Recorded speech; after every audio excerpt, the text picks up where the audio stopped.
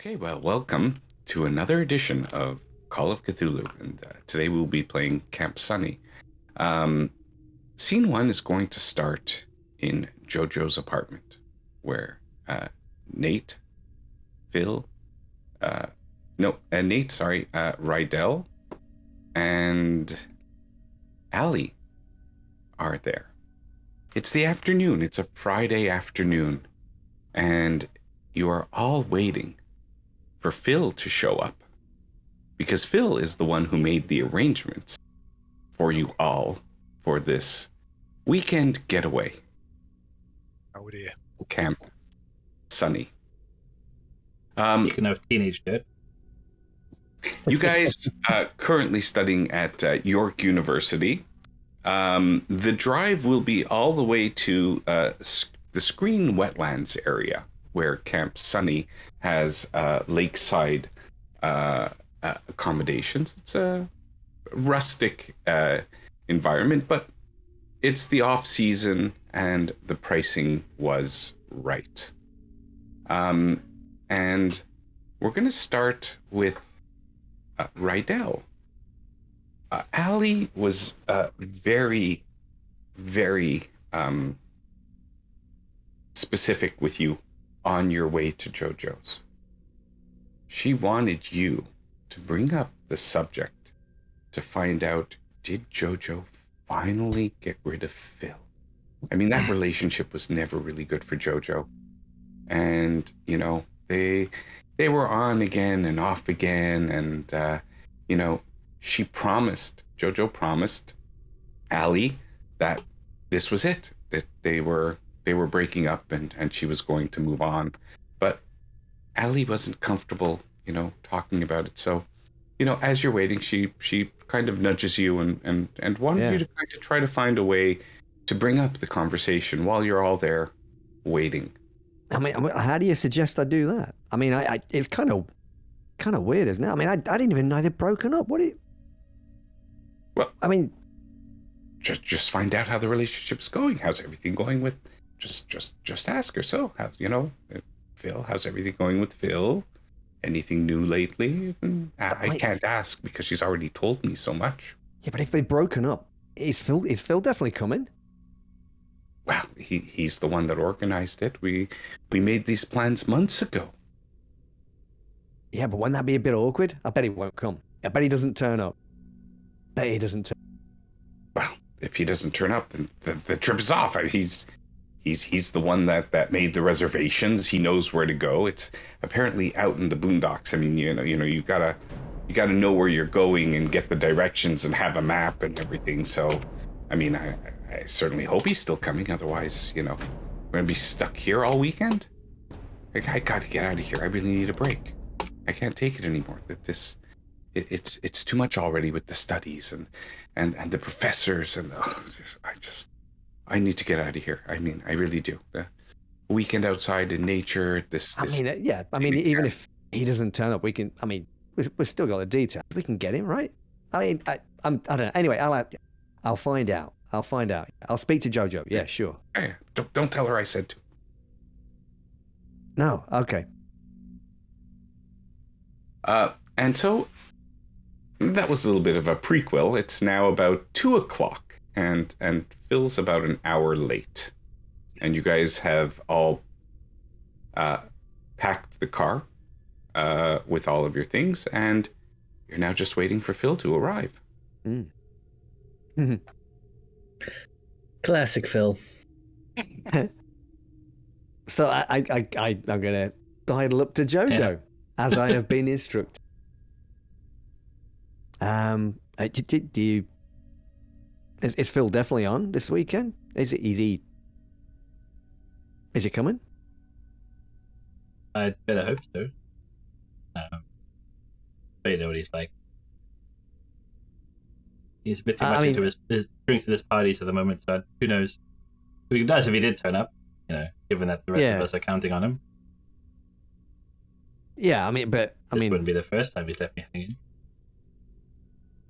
Yeah, he's like that, right? Anyway, how are things with Phil? I'd kind of heard that, maybe wasn't going so well. Yeah, we were on a break. Ah. Yeah, and Ellie's your girlfriend. Yeah. Yeah. So yeah, Ellie, yeah. It was a bit rough, and Ellie, like, she got me to see the light.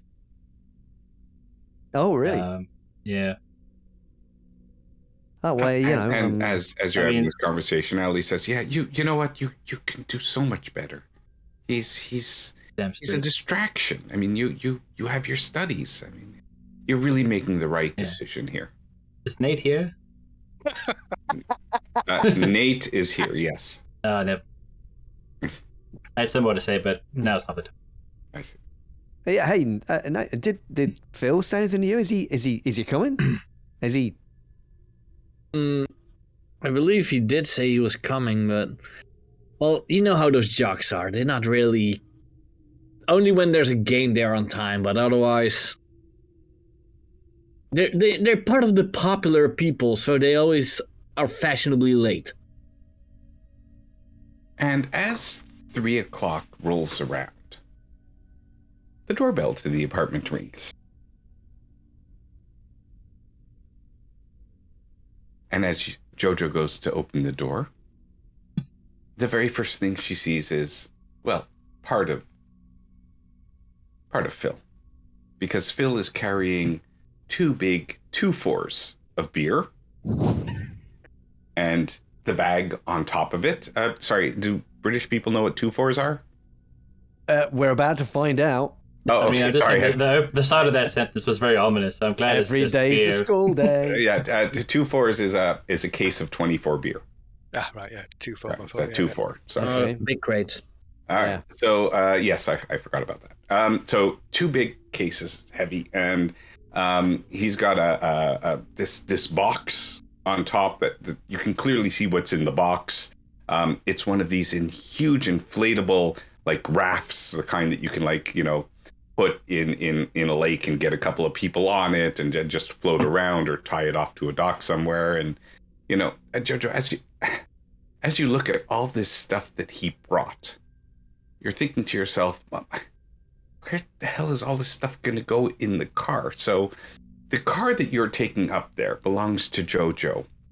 And I did some research into British cars, and I know that the Ford Prefect was something once upon a time. That was a long time ago. So if the Ford Prefect had like a 7-seater, that would be your kind of car that you would have. So if you think about like a Ford Explorer or something, no, it'll be something a bit more shit. It'll be a Vauxhall Zafira. That's what it'll be. Yeah, it's a Zafira. Or a Vauxhall Corsa, like a proper student car. Yeah. Ford Fiesta with a roof rack. Opel, yeah, Opel. And of course, we're on the island, so your mainland names mean nothing. And as he's coming in, and I won't be the one to put, "Hey, I'm sorry for being late," into Phil's mouths. I'll let Phil do that himself. But as he's coming in, and Jojo, you're about to close the door behind him, you see somebody else is like as you're about to close, you see somebody else behind him too. Is somebody probably you've seen around campus. Her name is Charlie Harrington, and she seems to be helping Phil carry stuff. But you'll see that she has some fishing gear, like a tackle box, and she has a couple of rods, and she has the bags too. She looks like she exercises regularly. She's a little, she's well built. A little butch, if I could say, by how she's dressed. And as she's walking in, and goes, "Oh, hi, thank you so much for inviting me on this trip." That's when you kind of give Phil that quizzical look. And she comes in, and then all 6 of you are in the apartment, and you close the door. Right, Joe. Just thought Charlie, we're gonna had that bit of a rough breakup, so thought she could come along. Get to put that behind her. Yeah. And Charlie is. You know Charlie. She's Ali. You know Charlie as well. I'm sure you do. I mean, it's in her arm, I don't know if you- I'm studying history at the college. I've maybe seen you in some of the shared classes. I do archaeology, so probably Yeah, I've done some of the ancient Arabic courses as well. I think I know Nate. It's just nice. It's nice to meet you. familiar. It's pretty out of company, but we'll make the most. Anyways, I really appreciate you guys inviting me, and I'm pulling my weight. I'm gonna pay for 1/6 of everything. I want to participate fully. So gas for the car, whatever you need. It was really, really, really so nice and considerate of you guys to include me in these plans. I really appreciate it. Just think with the amount of stuff you're probably going to need to make several trips to that gas money will come in handy. Yeah, Joe, it'll strap on the roof with no problem. Get it fixed up there. Yeah, see, you brought some string. You brought some string, Phil. Me and Nate will get it. So me and Nate will have it sorted. No problem. So at that, because the hour is getting late and you want to go down, Jojo leaves you very strict instructions. She says, the car's in the garage. Here's the key to the locker that she has to store things. Says, put your personal stuff in the car. Get rid of everything else. Just store it in there for now. There is no space in the car for any of your shenanigans. And while we're doing that, why don't we take a little moment to discuss what type of things you guys are bringing for your 3 days out at Camp Sunny. There's no restaurants there. You're going to be, there's going to be a lot of barbecuing and fire pits and stuff. What type of things would you be filling the car with to have there? Ooh. Pocket knife, at least. Pocket knife? We're going glamping, mate. There's no camping here. Glamping, God. Yeah, we're gonna have one of those cool boxes, I reckon. That would, I suppose. I mean, we're not quite teenagers. We're a bit older than that, aren't we? So we might actually have some food in there. So there might be, maybe there's like some steak in there. I mean, that's expensive, isn't it? There'll be two cool boxes. One of them will have food in it. Well, one of them will have some food in it and topped up with alcohol, and the other one will be full of alcohol. Topped off with a little bit of food. You say hamburgers and wieners a lot. Yeah, it will be. Yeah, bread buns and bacon. That's it. It definitely isn't going to be steak. I don't know where I was going with that. That was ridiculous. Like one of those CD jukeboxes with the big D batteries. Oh, yeah. Yeah. I think it was big in the 80s. Yeah. Well, I think they lasted to like the 2000s. It's still. Oh, yeah. Yeah, they were a bit. I think they were a bit of a comeback, weren't they? They were. At that time. Yeah. So Phil, as you go down, and Charlie offers to help, and you tell her, no, stay up there. You're going to handle everything, and you go down. I mean, Jojo's place. You've spent a lot of time there. You know exactly how to get into the garage and get to the car. You have your little fob to let you in, or the key, or whatever you need. And you go to unpack the car. We're going to, we left you out at the very beginning scene. Now you're going to get to have a scene all your own. Oh, great. And as you go, you unlock the storage door to, have to be able to pack stuff in. You have a couple of choices to make. Because you open up the car, you see the car is pretty full. Jojo won't abide by having anything on her roof. She has, it's a 4-wheel drive, 7-seater car from, maybe it's about 10 years old. Maybe it's from 92. So it still would have had, a sunroof. Short. Yeah. It's not something there's no roof rack on there. It was a base model. And as you're looking for space to put stuff, what are you going to do? How are you going to fit this stuff in? Well, I reckon people probably don't need a change of clothes. So any clothes, I'll put them to one side. Take all the clothes, spare clothes. Maybe leave somebody, people, maybe a pair of trousers or something like that. Yeah. But all the clothes they can go. Make room for the beer. Put a You know couple what? of- I won't be so unkind to you at the very, first hour of this adventure, as to say that you find it necessary. But you do notice two things that you might be able to do and not get into trouble for. Oh. Under the flooring of the trunk, or the boot, I'm so sorry, you notice that in that little, there's like a little tire well where Spare they tire. keep a spare tire. Yeah. And, it's a Jeep, and it's 4-wheel drive. That if you were to remove the spare tire, it might make, enough space for that inflatable raft, if you like. And maybe this is Seems me like a causing trouble. A reasonable thing to do, yeah. It might. I mean, nobody will know about it because, Be fine. not going to need the spare tire. And the other thing you notice is this like very old, large, red toolbox. It has the old like screwdrivers and maybe like wrenches and little It is a gold. socket wrench set, and so if you were to take those things out, let's say, and I'm just playing a scenario here, and put them in the storage closet and stored your stuff I would there. think that'd be a reasonable thing to do, yeah. Trade that for the beer and the inflatable. Definitely. And as you get the fishing gear inside and the rods and everything does fit quite nicely.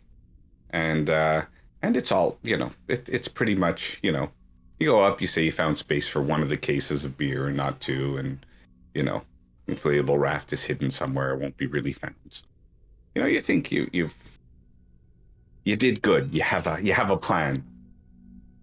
Always have a plan. Yeah. And go ahead. Yeah, I'd be happy with that. Make sure everything's nicely hidden. Put everything back nice and neat, and maybe take a couple of cans upstairs as well. If they just wouldn't fit. Yeah. The few cans that wouldn't fit, we'll take them off so we can crack them open. I presume I'm not driving. Well, and as you're thinking you're of not the one doing that, changing you the lock tire. the door. It's already now, like, I mean, 3:00, and all the discussions and packing and everything turned into 4:00. And so everybody is now coming down. Jojo's like, what's taking so long? We got to get out of here. It's we're never going to arrive there in time. You said the office closed at 7, and as long as we got there before 7, we'd be fine. I had to pick up supplies, but we're all good. We're all good. It's all packed, ready to go now. Let's just go. All right. So is everybody ready? Without taking a seat out.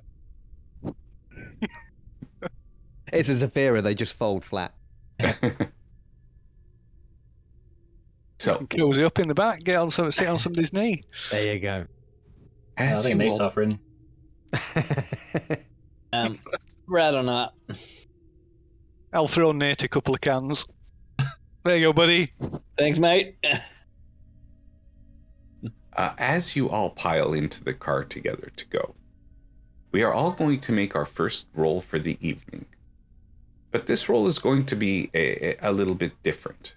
If everybody goes to their pages on Fantasy Grounds Unity for their characters on the main page, you're going to see that your luck is currently at 0. Oh. Yes. Well, that would be mighty cruel of me, and I am Yes. not a cruel person. Yeah, quite a So- fun short adventure. At this point, not yet, Red Monk, not yet. I'll have to take that one out. He's working on it. Although he's going to make us do a drive roll soon, so casualties incoming. Oh no, not again a car. You know my track record with cars. Yeah, maybe we shouldn't have stashed the first aid kit under the spare tire. I would like everybody now to right-click over their 6-sided die. If you right-click over it and choose 3, you can roll that, and you're going to take that number and multiply it by 5, and that is going to be your luck for this game. Oh, damn it, do I need to do math? Wow, middle of the road. At least it's a nice, easy calculation. Oh dear. That's 40. Why is it not rolled mine? Just want to roll that. Whoa, there nice. we go. Phil. All right. Hey. Well, I suspect Phil might get lucky this weekend. One way or another. He's getting lucky. So go ahead and record those, and when it's relevant, I will roll for Charlie and Ali as well. Oops, didn't mean to do that. All right. Well, listen, that's not a problem. Let me just see. Oh, that's it. Isn't it? So Joy as of you rolling guys low is I didn't have to scroll too far. head out. Who is driving? So I guess Oh, JoJo's driving. I mean, if it's my car, I'll be JoJo's car. driving. And Yeah, you can stay to the back seat, mister. so it'll be Ali in the front seat with you, right? Yes. Or is there anybody else? Okay. The NPC. Okay. And so but don't worry, Phil is right behind you. He's going to be able to direct you. He knows how to get there.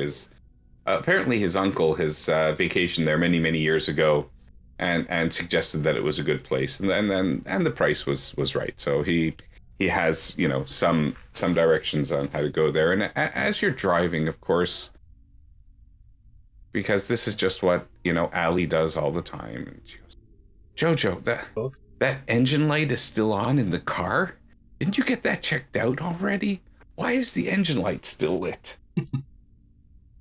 Yeah, money doesn't grow on trees, Ali. I mean, did you even check it? Is it fine? How's the car been driving lately? I mean, feels fine. Can't hear anything strange. Uh-huh. Might just be a wonky light. Okay, well, jeez. Should really get those things checked out. It's a car. Fine, that light's been on for weeks and weeks, if not months, I think, Jojo. I mean, I could take a look at that Oh, at has some it? point I'm if you surprised like. you noticed. Well, I don't mind taking a look at it anytime, Jojo. Well, once we get there, let's just try not be later than we already are. And as of course, as Phil pipes in, Ali looks back and says, "So you knew that your girlfriend was driving a car with the engine light on, and you didn't have it looked into? Excellent. Don't you care about her? not my car. But surely, I told you." And there's a little bit of a conversation going, and but the drive seems okay, and after about, let's say, 3-4 hours, probably 8-9 o'clock, you guys are beginning now to hit the country roads, and why don't you go ahead and make me a driving roll?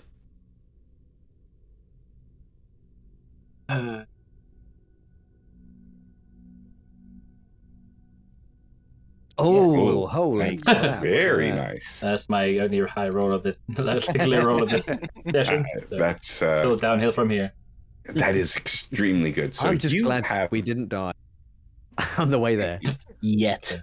you have no problem, and in fact, because of your excellent roll, you actually notice it before it happens. But that the temperature gauge on the engine seems to be moving like dangerously close to the red, and you could feel the car is a little bit it's chugging along, but it is a little sluggish. I mean, you have a lot of weight in Probably ease Old off on it. 10-year-old Don't want car. to Right? overheat. All right, so how fast are you going to go then? Because I mean, you guys are still a couple hours away. Are you turning a 2-hour trip into a 4-hour trip? Are you? I mean, whatever it takes to kind of stop it from going into the red. I think just it takes as long as it takes. Now we Or you're turning the 2-hour trip. If the car dies, then we're not going to get there unless it's a very short walk. If the car dies, and that's the first subject that dies.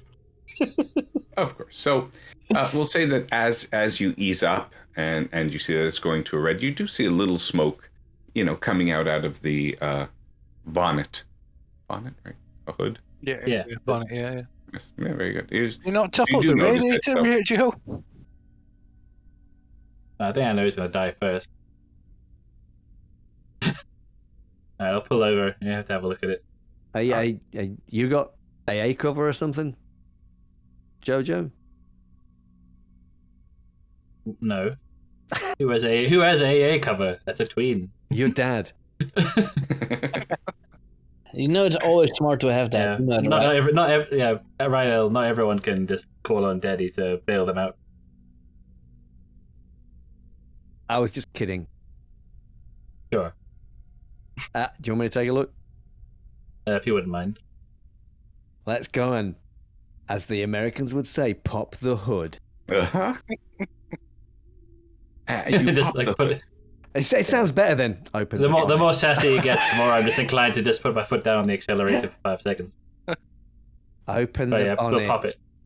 Okay, so as you pop it, again, roll was excellent. There's not a huge amount of smoke, but there is smoke coming out of the radiator cap, and as Rydell goes to kind of look at it, you're not going to touch it directly because it's very hot, very very very hot. Hey, Phil, come and open this for me.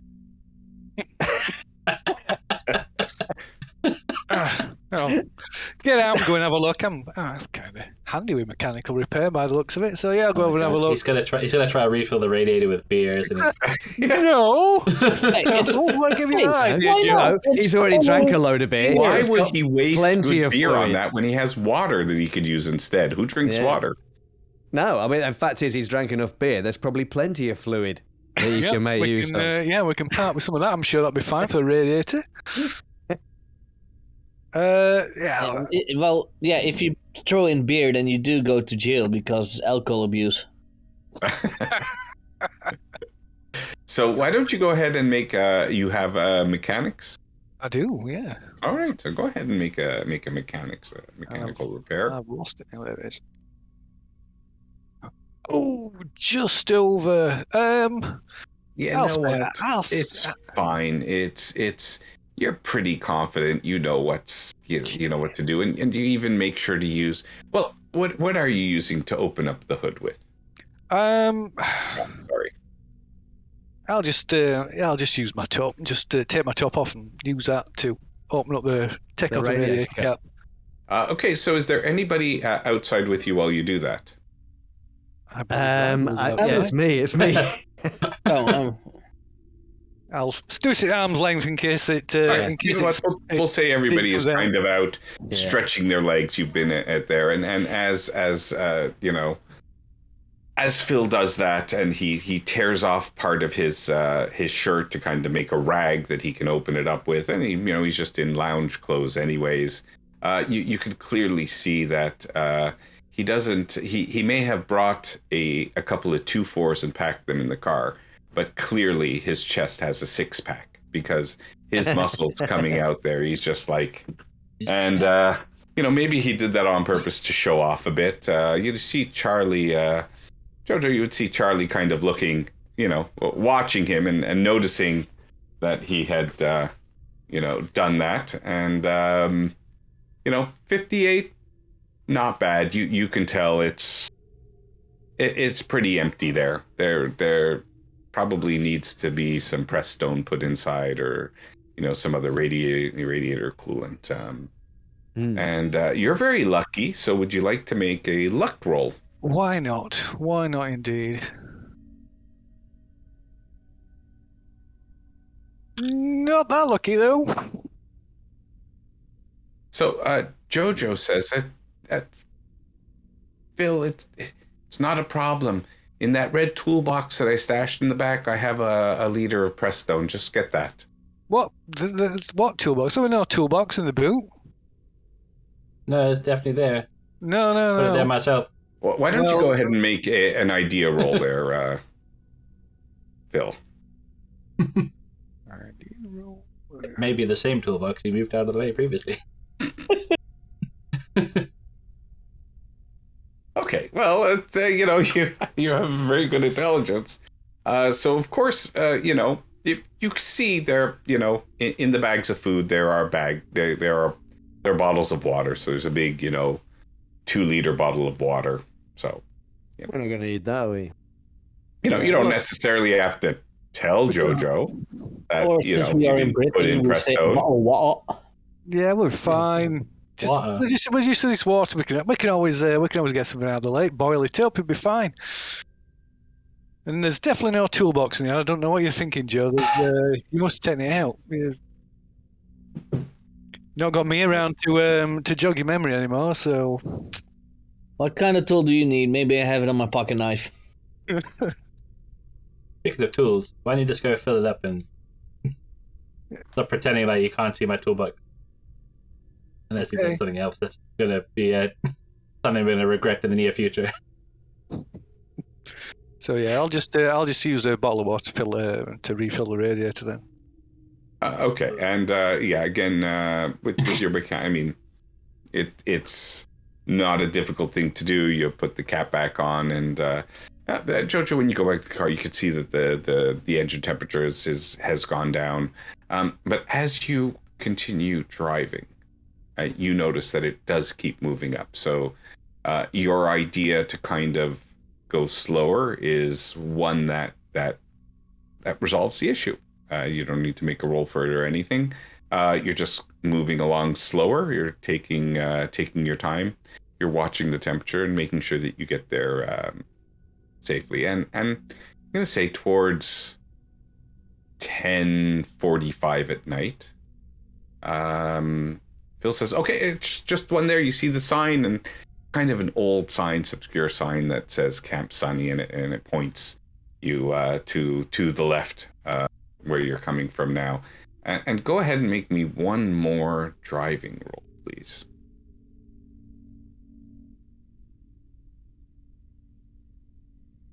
All right, 68 is not horrible. But as you guys are driving in, and maybe finally you see it, so you're not worried about the engine overheating as much, so you're going to go a little bit faster. It is dark. You have the bright lights on, so you can see through the trees and shrubberies. The road is pretty clear, but you must have just missed it. And as you're just about to enter the camp, you actually drive over this very large, I mean, we'll say it's a divot in the trail, because a pothole would assume paving and pavement, which there isn't any in this area. So you hit a divot in there, and you can, as you go in, now your truck starts to rattle a bit. But you can see just ahead of you, you're entering the parking lot. You can see this large parking area that seems to be semi-lit by very old style yellowed sodium lighting that does throw some light over the area. And you guys arrive at Camp Sunny. And as you get out of the car, you notice that it looks like your back tire took the brunt of the damage. At least we've got a spare. On the rim. Well, it's not flat. It's not flat. It still has a little air in it. It's not 100% deflated. But because you dent the steel rim, okay, the tire deflated. But you're right. It's a simple thing. You just put the spare on, and you get your tire on a new rim, or you get the rim replaced, and you're good to go. Let's change the tire just to be safe. That's already changed when we leave. Yeah, we'll find out where Phil's buried my freaking toolbox. We can do the tire later, Nate. Okay? Do the tire later? Yeah, there's not a lot of light here. Maybe tomorrow morning that might be better. I'm sure Phil here will have it swapped out in no time. Oh yeah, me and Nate will sort it out. No problem. Once don't need to worry about that now. We've only just got it. We're not leaving, are we? It takes No, two we have to minutes leave every time, eventually. does it? Yeah, but, we're okay. We can get it done. We can get it sorted. It's only a 2-minute job. We can get that sorted just before we have to leave. Not going 100%. shopping, are you, Joe? Well, for a long time. Might need to buy some water. Yeah, there's plenty of water here. Just boil it up. We're fine. And as you guys, you could see that right off the parking lot, there's a large path that leads into a decent-sized room, decent-sized reception building, and it says Camp Sunny reception. Now, before I go ahead and show you guys the map, because as you get into this reception area, you can see it's not locked. It's open. You have a small sofa on the side, and you have an area with like kind of a table, and on the other side of the table is just you would see, like, for when people come, they put the pitcher of water with lemon there with glasses. So you do see that kind of thing that's there to welcome you, but the pitcher of water with lemon has been out for a little bit too long, and there might be a fly or two inside it already. A little, when you go and you do open the lights, and there's also the counter, and right on the countertop, you could see a sign that says closed and opening hours, 8 a.m. to 7 p.m. And there is nobody around. But you do see some brochures, for the camp as well. They look kind of dated, like maybe, stock that was from like 20 years ago. And again, before I show the map, because I will show you the map of Camp Sunny, which you have on the brochure that you're picking up from here, I will have to thank somebody who I found on Reddit by the name of Heyleria, which is Heylerea, who made these available for anybody in the Call of Cthulhu community. And so these were a little bit more interesting graphics than what was provided with the module. And so I will show you now the results of his fine work in the map of Camp Sunny. Ooh. Yeah, I'll show you guys the other map later. You'll see this is vastly improved. And right near on the countertop, you do see not a bell, but a button on the side, and a sign that says, press here for service. Ding dong. I would do so. I would be surprised if that bell worked and you didn't get tetanus. Okay, I heard Nate ding dong first. Okay. So Nate go ahead and presses the button, but you don't hear a buzz. You don't hear a ding from where you are. You just press it, and press it once, and are waiting. And what are you guys doing in the meantime? So where did you find this place, Phil? It's lovely. Yeah, it's kind of rustic, isn't it? It's Yeah. my uncle, he came up here quite a few times. It's admittedly, I think it's quite a while since he was here last. Yeah. But I hold up one of the brochures. Was it 94? yeah, well, 74, I think, actually. That's sooner than I guess, yeah. But You actually even speak to someone when you book this place. They probably died of old age. yeah, well, not exactly, no. Sorry, what? We've got the key. We don't need to speak to him. We've got the keys. And you got the keys from your uncle? Yeah, sure. It's all kosher. It's all above board. I mean, it doesn't sound like that. Wait, we don't have to check in or anything. We just No. It's my uncle's cabin. It's fine. We just go over there, settle in. Well, it's a quiet time of year. We should. There's probably next to nobody know the people on the site. So. Are you sure we don't need to let anyone know that we're here? It's my uncle's cabin. Nate, come on, man. And as you guys are talking about that, you do notice an image, and I'm just going to share it with you so that you have it for the flavor. You could see three people that look a lot alike in behind the counter. It seems like it's like a memory piece. You see two people flanking one person in the middle. They all look quite young, okay, but the two people flanking look even younger. There's a rather nice looking lady and a very healthy, robust looking man, and they're dressed in rustic clothes and look all very happy. And This is from the dates. We're going to play with them a bit. So we'll call this maybe 1982, even though it says 1992, because now it's 2002. And you can hear some rustling from behind. And you see that, kind of off behind the counter, there is a door that goes into another section of the building.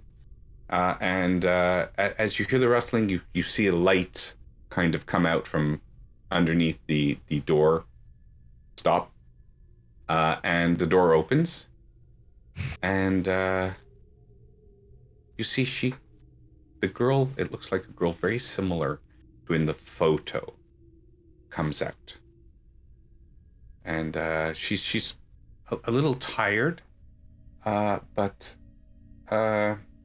well, let's just say to Rydell, Phil, and Nate, this person, and she's coming out. She's wearing a kind of a plain yellow dress that looks like she just hastily put it on. Obviously, it's late. It's about 11 o'clock at night. And if you had to describe her, and I apologize in advance for these obscure references, but she reminds you of Daisy Duke from the Dukes of Hazzard. That type of allure in Farrah Fawcett's body. Oh, wait. Something like that. A little mix. Not a terrible combination. No, say that's all right. Oh, Farrah Fawcett. Not that we're old enough to remember who either of those No, of course not. people are, of course. Scoon and Lloyd, they were very attractive ladies from I know. a period before you were born. The television in Dutch around that era was late with those shows, so they came here 10 years later than they were actually recorded. So yeah, when I was young, I watched the Dukes of Hazzard. Oh wow, good, very good. And Jojo, you notice the looks that the boys are giving her, and so does Charlie, and Charlie gives you a look like, oh, and I mean, you don't know if it's just the jealousy, but why are these guys so attracted to her? I mean, she definitely could use a makeover in your mind, or is it just the jealousy? You don't, she has a very maybe rustic appeal, but you don't see it at all. You and you I mean, women are more sensitive to smell than men, apparently, because she is just off. Like the odor that's coming off, it's like, but again, is it really jealousy? Is it like, but that's kind of the first impression that you have. And she says, welcome to Camp Sunny. My name is Dora. You guys are a little late, but we're usually not open, but that's why we have the bell. So under what name is the registration? It's Painter. It's my uncle's cabin, Jim Painter. Painter. No. Let me see. Why am I not? It's been a while. He's not been up for a while, but it's his regular cabin. He owns a cabin. At least that's what he told me anyway. No. We own the grounds. There's no. Really? We own the grounds. But what name did you make the reservation under? Painter. Yeah. Oh, we do have a reservation under Painter. You have the two cabins. So yes, we do have that reservation, and she hands you off. Two cabins, guys, not one, two. Yeah, two cabins. Yeah. Yeah. Your uncle must be a big guy. And she says they're cabins 4 and 5. So if you head out right, head out from the path, and you'll pass the clubhouse. You'll see the cabins, and you can see I didn't mark down any numbers on the cabin, but I will, we'll say cabin 4. They go in order, so cabin 4 would be somewhere around here. And you know what? We're going to get rid of that because that's not a good thing.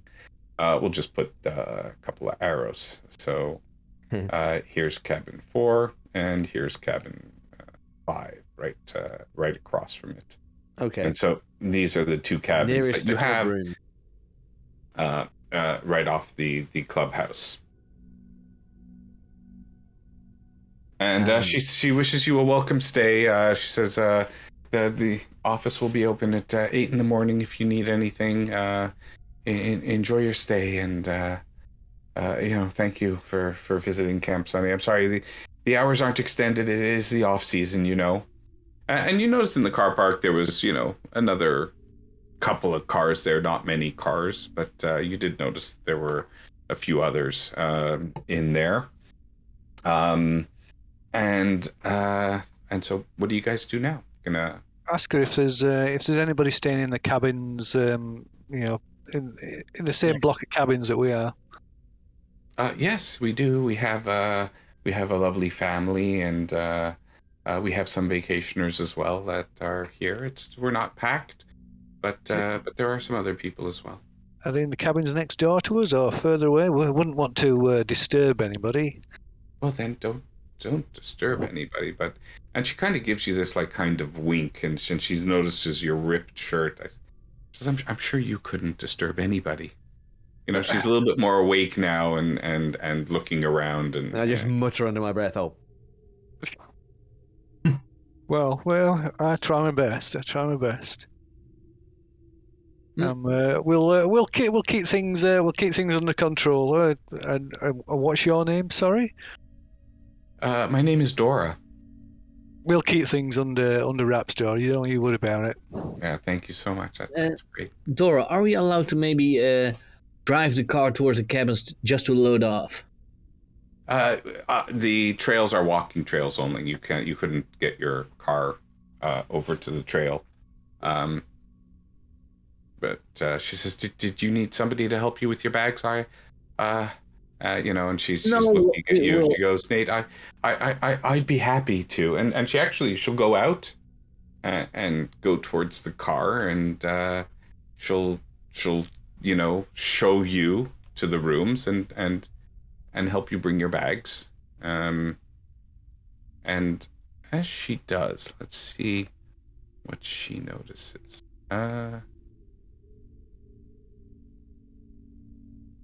So as she's there, she notices it, and you could smell that there's this sickly sweet burnt smelling coming from the car. There was a little smoke coming up, and she goes, "Oh my goodness, did you have car trouble?" And she notices your tires kind of deflated a bit and stuff like that. I hope your drive up here was okay. Bit of a rough road. A little bumpy at the end. That have car, spares, so it should be all right to make the return trip. car doesn't smell right. Do you want me to call our mechanic in the morning to have him come out and take a look at the car for you? Sure, that'd be great. Sure. It'd be good to have an actual professional to have a look at it. I'll do that. It's Afraid the owners let it go to rack and ruin. So. Mm-hmm. That's wow. Anyways, probably best. You don't want to get stuck up on these roads at night in a car that's not reliable. And she'll walk with you guys to the rooms. And she shows you to your rooms. And when you go into the cabins, it's pretty dark. Okay. And from outside, everything looks kind of clean and neat. They're very plain cabins, but and maybe not the best maintained, but in the dark, it looks pretty clean. And, you open up the lights and you go into each of the cabins, and, it looks like somebody did clean up in here and got, dusted out cobwebs and stuff, but you might see a few little remnants of a cobweb here or there, but they seem to maintain a very nice and tidy place, if not dated. you would say it's definitely dated. The light switches are dated, and the knobs and all the the finishings are quite dated. But it seems to be quiet. And so she goes and she shows you and opens up the rooms for you, and then and she bids you a good night. Now, are you leaving your stuff in the car at this point, or are you actually going and bringing it back? I think we are going to take it along. We should I unload. think so. Yeah. It's not far, is it? We can walk that.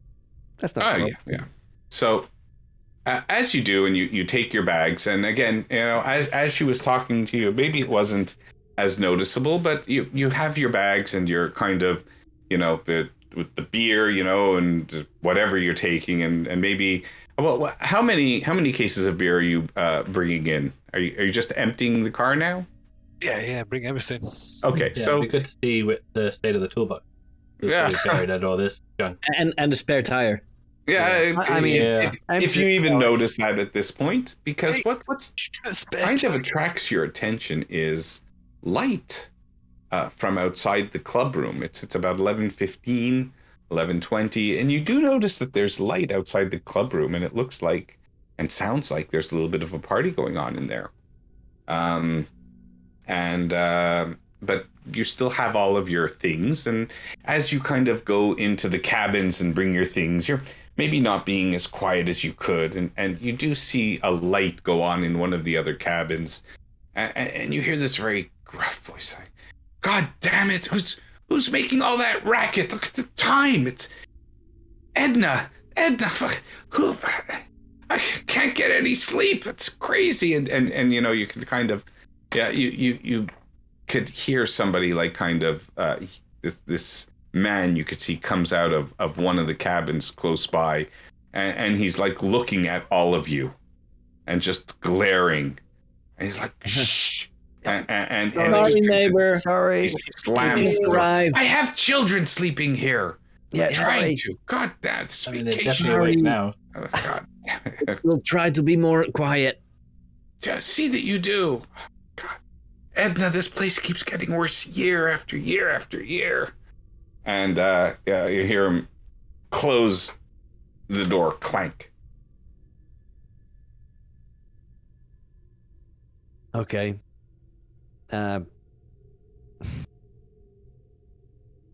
I guess there's families over there. We're gonna have to be careful, right, Phil? Yeah, we're fine. It's we can go and party out by the lake. got the And lake I Well- mean, the clubhouse looks like it's open. Well, for- yeah, let's go and introduce ourselves. We've got a few spare beers. We can take them over. Go and ingratiate ourselves with the locals. Oh, all by right. the way, is the running Before you water? do, and you're gonna head out there shortly. But I mean, you guys have all your stuff, and like Charlie looks around and she's looking to Jojo because usually it's a person that drives the car that's generally in charge of the stuff, and she goes to Jojo. Which cabin am I staying in? She's clearly asking you which cabins are people bunking in. Each cabin, when you go in, you see it has 3 separate rooms and a larger area with like a little kitchenette on the side of this larger space, which is the living room, dining room, kitchenette, and then it has a single bathroom and shower and 3 small rooms. All right, you can join us in the girls' bunk. We'll grab one of them. Okay, so there's a girls' bunk and a boys' bunk then, is there? Yeah. So Yeah, are you kidding? I mean, yeah. I mean, there's 6 rooms, 6 characters. I see. You can So, sleep where you can sleep where you want. You're allowed. Okay. And as you so is room, sorry, we'll call it because we have arrows. 1 arrow says 2 and 1 arrow says 3, so we'll use that for designation. Okay. Which is the girls' bunk and which is the boys' bunk? One looks nicer. They're both really. They're both terrible. What is closer to the beach? I guess. Yeah.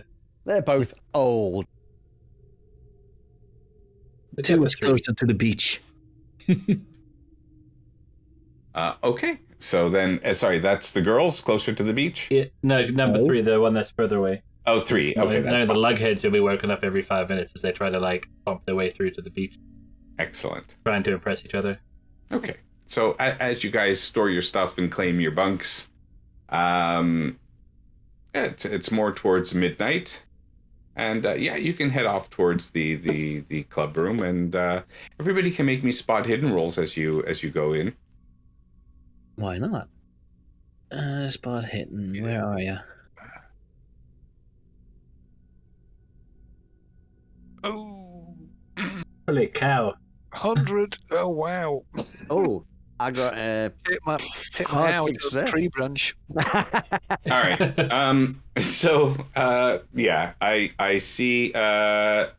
We still have Nate. You can roll your spot hidden if you like. I'm trying, Bill but got distracted by Dora and her big soulful eyes. double click the actual number. Yeah, there you go. got it. Okay. So my God, Phil. That's a big Phil. As you're walking down the path, I mean, again, this place it's dark. The sodium lamps up are really there. Half of them are burned out. Half of them are burned out. So as you're walking through an area with light and you go into an area of darkness, just the difference between the light and the dark, your eyes momentarily didn't see, and you stumble on something on the trail. You fall face first on that path, and you're not taking any damage, but you do come up and your nose is all bloody, and you cry out and you go ah, and you when you cry out that scream and you fall, you let out this like big expletive. You hear the door opening from the cabin beside you. Oh no! And so both Jojo and Nate, you guys have you've seen this, and you're right away going down to help him and to try to get him up, and you see he's all bloody, and everybody's trying to find something else, but just to clean up the mess. Someone's like coming up, be like, sorry, my friend's an idiot. Exactly. and as you apologize, say, sorry, my friend's an idiot, and you shout it out. And it's like, shh, stupid college kids. And, door slams. Stupid. We're in college. But Singular. Student. You got a hard success. And so Yeah. as you guys are walking up the path towards the clubhouse and this happens, you're not even paying attention to Phil. But you notice that through the window, okay, it looks like the drapes have kind of moved aside for a second, and you see inside, and you can see that, I mean, it's difficult, but maybe 10 to 15, closer to a dozen, you're not sure, but that many people inside. And most of them look like they're talking or dancing, but very clearly in the window, like kind of blocking your view of all of that, you see a man and a woman in a passionate embrace. And you could see that he is, he's holding her, and he picks up his hand, and he's kind of wrapping his hand around her head to bring her in. And you notice, just like your radar, you can notice that his finger, there's a very distinctive tan line on his finger, as if somebody who's worn a wedding band for a very long time, and it's no longer there, but it must be a big band because it is just so obvious to you. And as they were in their intimate embrace, they move against the wall and the window, and the curtain kind of just kind of closes again, and you kind of lose sight of that. But you guys could still hear music going on in the background from there, and you still see lights on in the clubhouse. So I mean, after Phil, let's ask Phil. What are you doing? Your nose is now all bloody, and you just your clothes. You haven't even changed. You're still wearing your torn shirt. Yeah, fuck. I'm going to have to go back and I'm going to go back and change this top and get myself cleaned up. I'll catch up with you guys at the clubhouse. This is a fucking right state. This.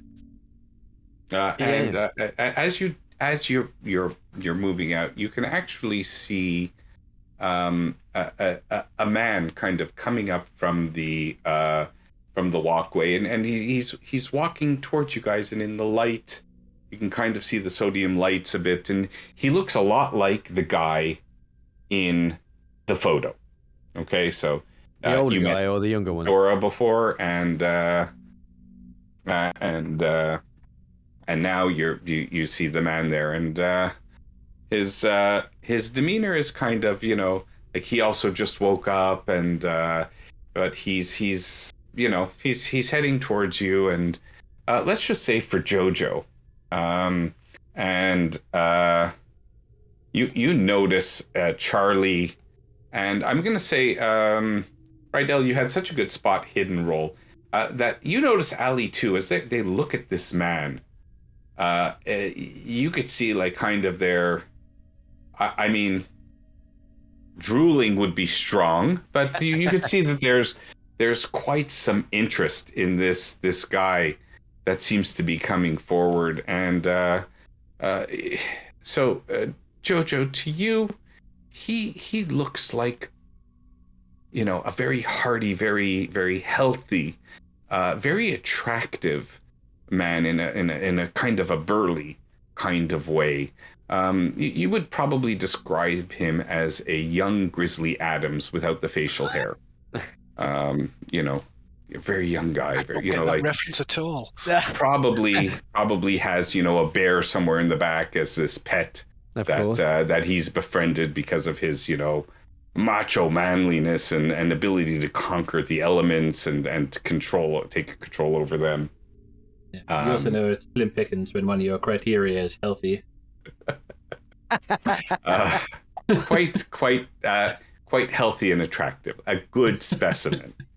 And he comes up to you guys and he says, my name is I'm Billy. Is everything okay? And as soon as he says this, the guys will notice the girls kind of pique their interest even more. Yeah, my sister mentioned that you guys arrived late. I hope that everything is good. I heard I heard this loud yell outside. We do try to keep it quiet at night for our fellow guests. Is there anything I can do to help make your stay more comfortable? Our friend he still needs to learn how to walk. Just trip, bust my nose. I'm fine. It's fine. Would you like to? Would you like to come to the reception? We have a first aid kit there. If you'd like, we can get you cleaned up. If you'd like. Yeah, sure. And he'll take you into the reception, and he'll look towards Charlie. Say, "Oh, do you mind come helping? You can maybe direct him." And she goes, "Yeah, sure." And so Charlie is taking Phil by the hand and kind of escorting him along to the office. Should we meet him in the clubhouse? We'll meet in the clubhouse, Phil. Yeah, no worries. Yeah, don't rush. Don't do anything I wouldn't do. Yeah, or do. And how is Jojo reacting to Phil and Charlie heading off together into the office? Suspicious, but I don't really know much about Charlie or what the situation is. All right. So Charlie goes. Where is this? What was the guy at the clubhouse? Billy. Yeah, Billy. It's Billy and Dora. Yeah. So we'll start first with Charlie and Phil and Billy in the reception. And you see that he just, has you sit down on the couch, and he takes out the first aid kit, and then, he's going through all of the stuff and realizes that that's, not going to, it's not going to cut it. This is not a case for gauze and other types of bandages. And so, he'll go and take some paper towels or something in the back, and you hear there's a little sink, and he's taking, moistening the paper towels. and he actually says, "Here, Charlie, why don't you take it and clean up just clean up the mess." So as she does, he's looking over and he's talking to Charlie and making small talk. So where are you from, and what are you doing here? And you could see that she's paying a lot more attention to him than to cleaning you up. And so maybe she's pushing a little too hard and it hurts you and you're yelling out ow, and you're like, and finally you just kind of give up and you'll start to like take care of your own cleaning yourself up, and you go to the sink, and you still hear Billy and Charlie making small talk in the back while you're doing that. Okay, yeah, so I'll just I'll just take a moment to clean myself up and All right. maybe keep an ear, listen out and see what they're talking about. Have a look around in this room as well. See if there's anything anything of interest, and just catch my eye, keep me occupied while she's chatting. Right. Okay. And as you're doing that, let's go back to the others who are heading off to a party in the club room. So, Damn right. It'd be like a proper band dance, isn't it? Party. that music sounds like it's probably coming from one of those ghetto blasters that you spoke about that I think were more circa 80s and 90s, but we'll go with it since that's what was mentioned. So you guys are at the front of the club room house. They got a bar here? You're not inside yet. You're still out. Okay. We're gonna stroll into the bar, into the club, not the bar, because we don't know if there's a bar. Yeah. The club. So as you do, there are a couple of steps that go up, and you can hear as you guys are stepping up into the on the stairs. You hear a large like squeak as these old wooden stairs are giving in to the weight of your bodies, and you open the door, and the door is locked. But we can hear stuff happening inside. Yeah. Shit, they got a lock in or something. We listen at the door. Can you hear what's actually like music to listen to or anything? Or function? You can go ahead and make a spot hidden if you like.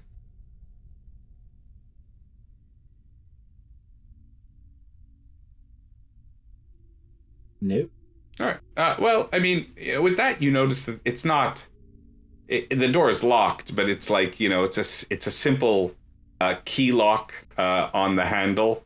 Kind of the type of thing that back then, if you took your credit card and put it between the door jamb and stuff, the handle didn't turn, but the tongue of the door would still open up. Yeah. So you could still. If you'd like, you could still probably very easily get in. Need help getting in there? You got a credit card? Boy, we could just fucking knock. Can we? He does have a credit card, but probably no credit left on it, so we don't know if it's going to work. So it's perfect for opening doors. Will it work if his wife said if he has no credit I left? still have a pocket knife. I mean, Sorry, you can't open the door. It's overextended. Yeah, we could just knock, I suppose. Yeah, maybe let's see if anybody can hear. Bang, bang, bang, bang, bang, just as if anybody hears. Okay, so as you knock on the door, you hear a loud scrape of like furniture moving, like as if some furniture moves, and the light goes out. Like, so obviously the light was on before, you could see the light from underneath. The light goes black, and everything is like deathly quiet. I look around at the lights. There's the lights in the car park, weren't there? I look around to see if I can see them. Yeah, lights in the car park work. That's not a problem. Hey, it's not a power cut. Maybe they blew a fuse or something. Are there any windows? Yes, there are. I'm gonna take a peek through the window. Okay. Well, there's a curtain. There are the windows are curtained. It's a thick curtain. You wouldn't be able to see through it. Oh. But you notice that the window is easy to open. If you want to enter, it's not so hard. You just lift the frame. That one isn't locked. I'm first going to tap on the window and like, hello, someone there?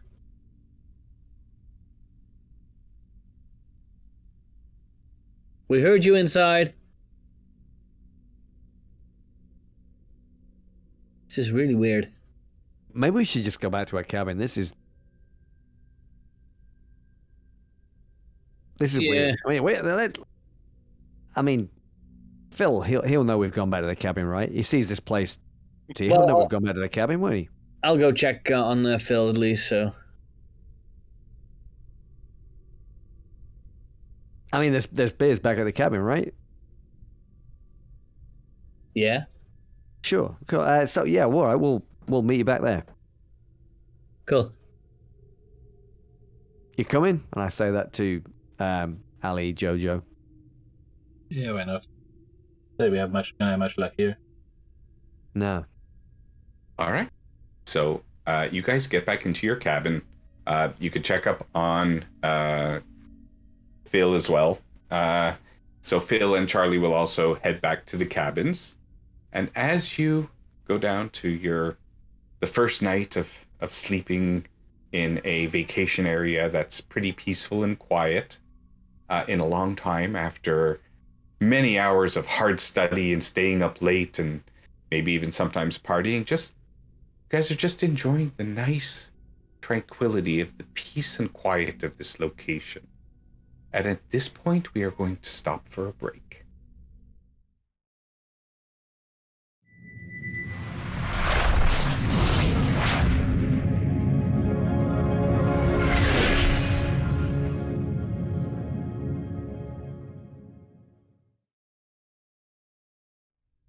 Nothing happens all evening. And in the morning, we're going to call it around 10 o'clock. But wait, before we get to that point, something does happen in the middle of the night. And this happens specifically to Jojo. You're thinking, you're trying to sleep, and you are able to sleep. But you wake up, you have some sort of dream. Phil is in the dream, and Charlie is in the dream, and it is kind of disturbing to you, and you wake up, and you go out of the room to stretch your legs, and you notice that the door to Charlie's room is open, and it's dark. So you can't see inside, but you can see that the door is clearly open, whereas the door to your room and Allie's room was clearly closed, and you remember everybody closing their doors before. And so you open up the light in the living room, and the light goes on, and then with the ambient light that heads towards Charlie's room, you can see that she's not in her bed. She's gone. I think all the stuff, is her stuff still there, but he's gone? All her stuff is there. It's okay. Like she didn't. And even it looks like the bed was maybe a little bit used, but not for that much. Not that much. And it's a quiet night otherwise. And you do hear something off in the distance. And as you look at one of the, we'll call cardinal directions, north is up. As you look off in one of the windows in the east side of your cabin, you can clearly see at the lake. It looks like in the distance, not far from the beach, you can see silhouettes of two people swimming and frolicking in the beach, in the water near the beach. And it's a distance. It's quite a distance, but you could still, you can kind of make out, and you don't really hear much over the maybe the sound of splashing from the distance or something. Yeah. But it then you kind of notice Let's make actually a spot hidden roll for this as you're looking at the scene. Go for it. Oh wow! Oh, Oh wow! Confirm both of their identities. So, That's It's creepy neighbors from next door. You see the silhouette of Charlie, and you see also the silhouette of Billy, and Billy looks just like in the silhouette a perfect specimen. But what your number one gives you that you notice is this: Billy seems to go down into the lake, and he seems to be in for a Very different, long time. or maybe a little bit longer than just going down and coming up, but certainly not like, it's not like 30 seconds, maybe 10, 15 seconds. And you could see that, Charlie is kind of splashing around and having a good time. And it's you see then Billy come up 10 or 15 seconds later with what looks like something wiggling in his hands. Okay, looks like this maybe a fish. And again, it's dark. You maybe just see the silhouette from the moonlight behind. It looks to you like the fish, he takes the fish in his hands, and you don't know if it's just wiggling or what happens. But for a moment, that it looks like whatever he's holding in his hands comes up to his head, and then he drops it into the ocean and into the lake. Sorry, it's not an ocean, lake. And you notice that, and then all of a sudden, like for no apparent reason, the lights go out in your cabin. It goes completely dark. Oh shit! Is that just our lights or all the lights? Well, no, you still see the sodium lights Yeah. on outside the camp. It's just your lights seem to be off. Any other lights that were on are still on.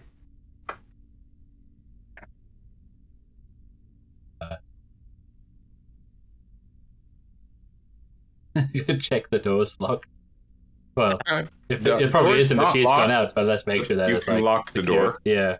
Yeah, and you are all given enough keys. You don't have to worry about anybody in and out or anything else. There will be other, you each have a key to the cabin. You can all get in and out whenever you want and keep the door locked. Yeah. I keep a low profile. I'm just kind of worried that like someone else is like messing with the electrics outside. If the lights have just gone out, or it could just be all the city.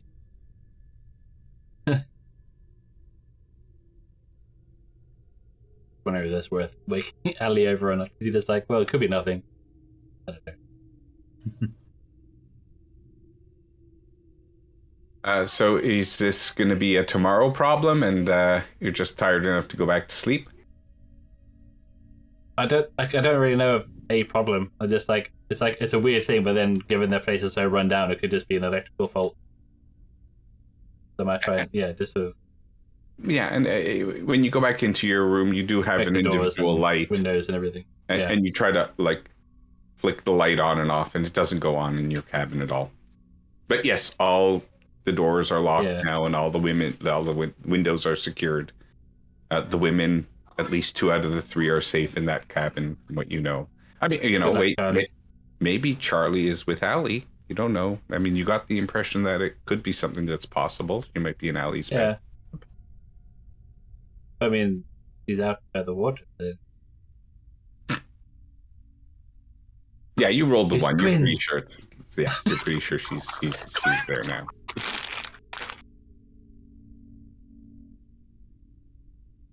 Yeah, they're probably just like, once I'm like secure and everything, I'll just probably head back to bed. All right. Like, but nothing else presents itself.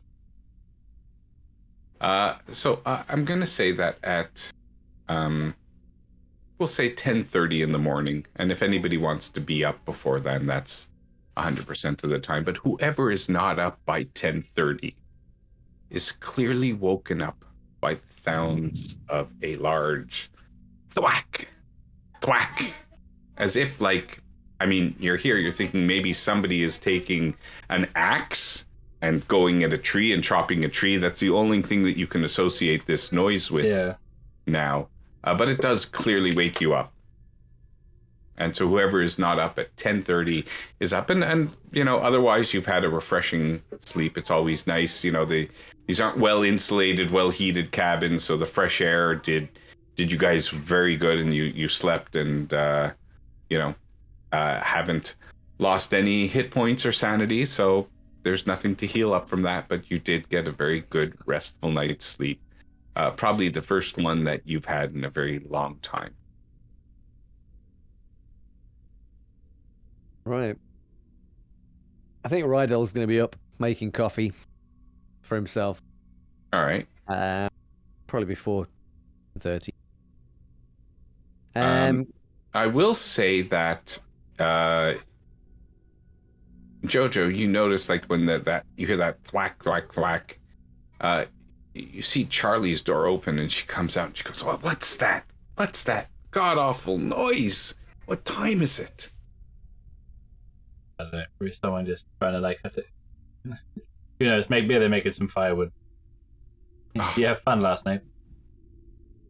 And she looks at you with knowing eyes. That was a night, man. He is, you know, I thought he was like simple bumpkin folk, but this guy is deep. He knows his way around a lady. Let me tell you, that was one of the best nights that I've ever had. Good for you. Maybe it's what you needed. Heard you had a breakup or something. Yeah, well, it was a country bumpkin rebound. But you know what? In the end, I don't think Pat was right for me. Pat? Is that? My previous significant other. But man, that tends to be how it goes. Oh, that was a man. I have never been with a man like that. That made this whole trip worth it. Right, well, that's supposed to be heading back tomorrow now then.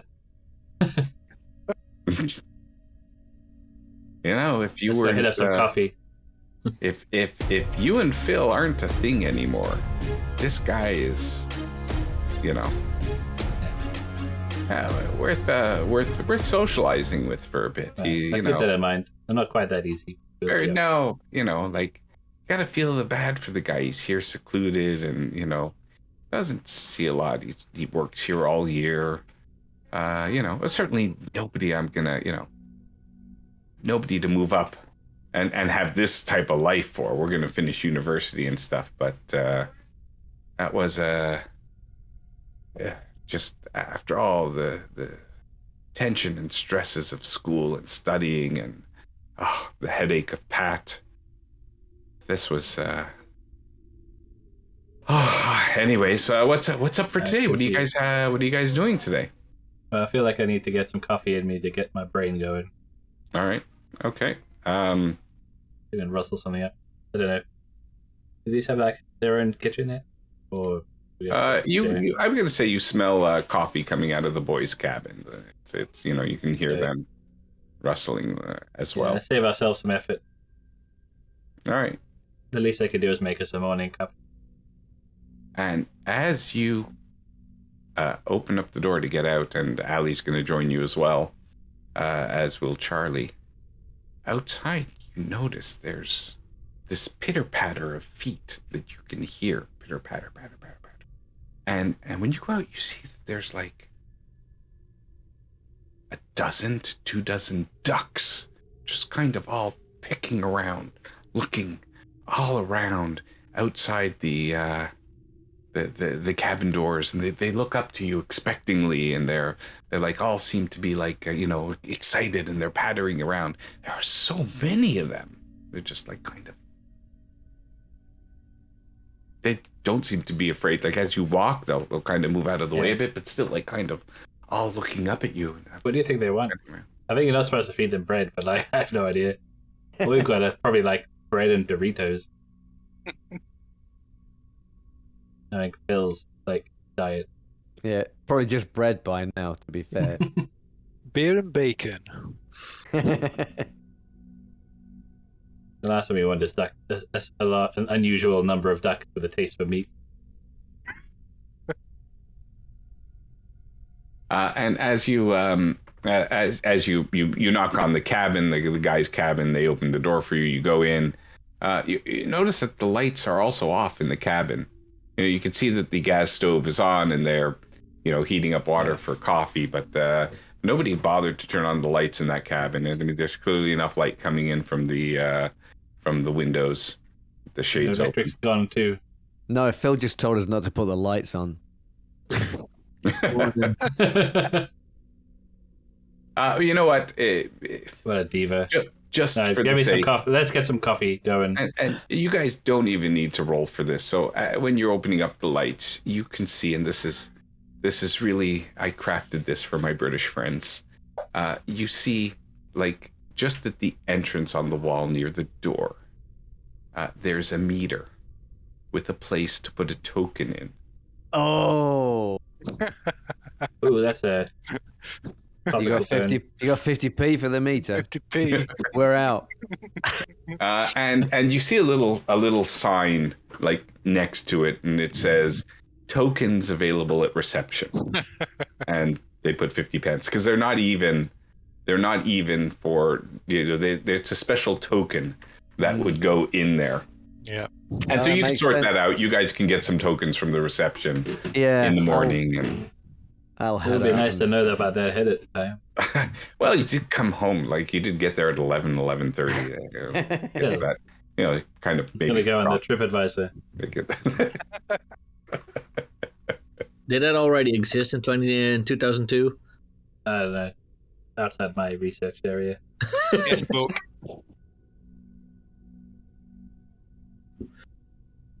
All right. What's making the goddamn noise anyway? Yeah. What is that noise? Well, You hear it coming from the car park, actually. Oh God, maybe it's the mechanic.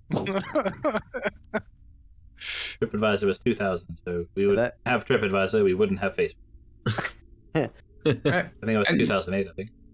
You know what? We're gonna say, as you guys have your coffee and you get up and you still hear the thwacking noise, and it stops for a bit and then goes back on. You guys do head towards the car park, and you could see that there's a pickup truck there. You can, Jojo, you see your car is already up on it's already hitched up, and the back tire is off, and you can see the trunk of your car is open. And you see a guy. I mean, he's clearly a mechanic. He's got the oil rag sticking out of the back pocket. He's obviously got suspenders on and stuff, little, kind of, and a little tool belt there. And you could see beside him very specifically is not a red toolbox. It's an old gray toolbox that's open. And it looks like he has your tire on the parking lot ground, and he has some sort of big mallet hammer, and he keeps thwacking at your metal, the steel rim of the tire. And as you guys approach, he goes, he looks over to you. Morning. This your car? Yep, that's the one. Yeah, I'm Duke. I'm the mechanic around the area. The Fishburns called me this morning and said to that I should come and take a look. I hope you don't mind. I noticed that the rim was dented, and Thanks, Steve. By all means, it's good to see someone who knows what they're doing. yeah, no, and you can see that the hood is also kind of propped up and stuff, and he goes to you, say, you're not supposed to put water in radiators. It corrodes all the insides and stuff. I had some Prestone. I got it in there for you, and I hope you don't mind. Your car was unlocked. I opened the trunk. That was one of the guys. Thought, I'm guessing, had to keep out. I didn't. Must have topped it up with some water. I didn't find a spare I didn't find a spare There should tire be in one the of the, wheel there should be well, one of but the boot. I think Yeah, that No, was in the garage at back at No. your place, Joe. No. Not where I left it. That's where we left it. I think apparently if you get a flat tire, it causes a high degree of thirst. And he kind of like where the tire well was, he pulls out If we this get like a big 2-4 if we get a beer. flat tire, there's gonna be a high degree of murder. And he says, don't worry, this kind of stuff happens all the time here. I'm just going to try to, smack the steel rim back into shape, good enough shape so it'll hold air till you get back and can replace it. I don't have anything. I can try to get, next couple of days a replacement rim, but, this'll do in a pinch.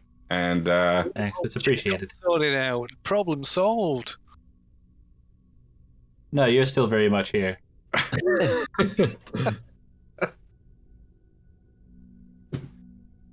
And it where would do be you a guys problem want if we still had the spare, right? Well, we could just change the tire and it'd be done. Yeah, he wouldn't be making all this racket and wake you up at the god-awful hour of 10:30 in the morning. Yeah, that's way too early. I mean, we need to sleep till at least 1 p.m. At least. How many beers did you guys we go obviously through didn't last drink enough.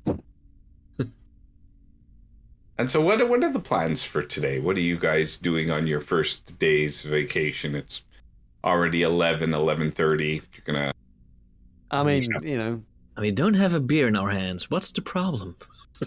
and Phil does have an inflatable boat. Yes, well, of course. And we do have a lake over there. I mean, We would be remiss not to set up the inflatable and take some beers out on the inflatable. I mean, how many people can that thing hold? Well, the only What? best way to find out. What, safely? Yeah, it's more like one of these big air mattresses, like think of it like right. like those inflatable docks. You get up there and you kind of just lounge even a about. boat, You're not going to Phil. go paddling anywhere with it. You're just going to kind of... It's not even a boat, Phil. It's a camping No. bed, isn't it? It's a camp very bed, big right? It's just a Lilo. it does at least have the loops. You could tie the rope somewhere so you don't just float off without To the back of a jet ski or something. why not? It's like a banana, So that's the other thing that you notice on this lake. You don't hear the sounds of any motorboats at all.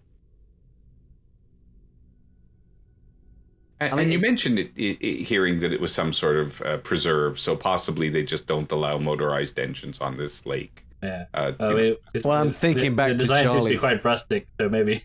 Charlie's fishing equipment. Is this like a fishing lodge type deal, Phil? Is that what it is? Well, I think my uncle used to fish a lot, so yeah. I mean, they've got a boathouse. I'm sure I saw a boathouse down the beach. A boathouse, no boat. I Maybe do it's feel like a canoes? bit of fishing. What's that? I do feel like a bit of fishing. We got the rods, right? I think Charlie were doing a bit of fishing in the Yeah, Charlie over in the packed. reception last night with old Billy Bob. Oh, you're getting jealous. And you know what? No, not at all. Yeah, the It's, fishing rods are in the car for sure. Surprised. So before you head out to the before you head out, I guess to the beach, you're still around the car. Go ahead and everybody can. Well, no, the fishing rods are in the car. Who's getting the rods? And Charlie's rods, so she'll go and as she goes, you can hear her say, "Well, what the fuck?" And she goes, "Phil, what'd you do, Well, man? How did you pack these?" I didn't pack the rods. Of course you packed the rods. So I gave you the rods. You went downstairs. You packed the rods. Well, what's wrong with them? What's wrong with These them? things are delicate. You can't. What did you do? You just threw them in there? No, we put them in. They're fine. I'm sure they were fine when I put them in there. I don't know how you could say they're fine when you put. What did you put on top of them? Go and have a look. Go and see what's wrong with the fishing rods. You could see that the fishing rods. I mean, they're the fiberglass fishing rods. They're the kind that you attach 2 or 3 pieces together, and they were kind of wound about and put there. But you could see that they're now in a disarray. They're not together. It looks like some of the fiberglass pieces are completely broken off, and the tackle box seems like either it had opened and spilled, it wasn't latched properly, so all of the lures and everything are just like kind of spread out all over like the back area of the car. It's a mess. There's not going to be any fishing now. That wasn't me. Jojo, I might have shoved in the rods a little bit offhandedly, but the tackle box was fine.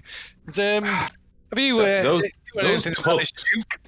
The hooks are like stuck inside the fibers of the carpet from being moved around in there. That's not going to be fun to you have to be doing a lot of cutting and trying to get them out without ripping the carpet of the car now.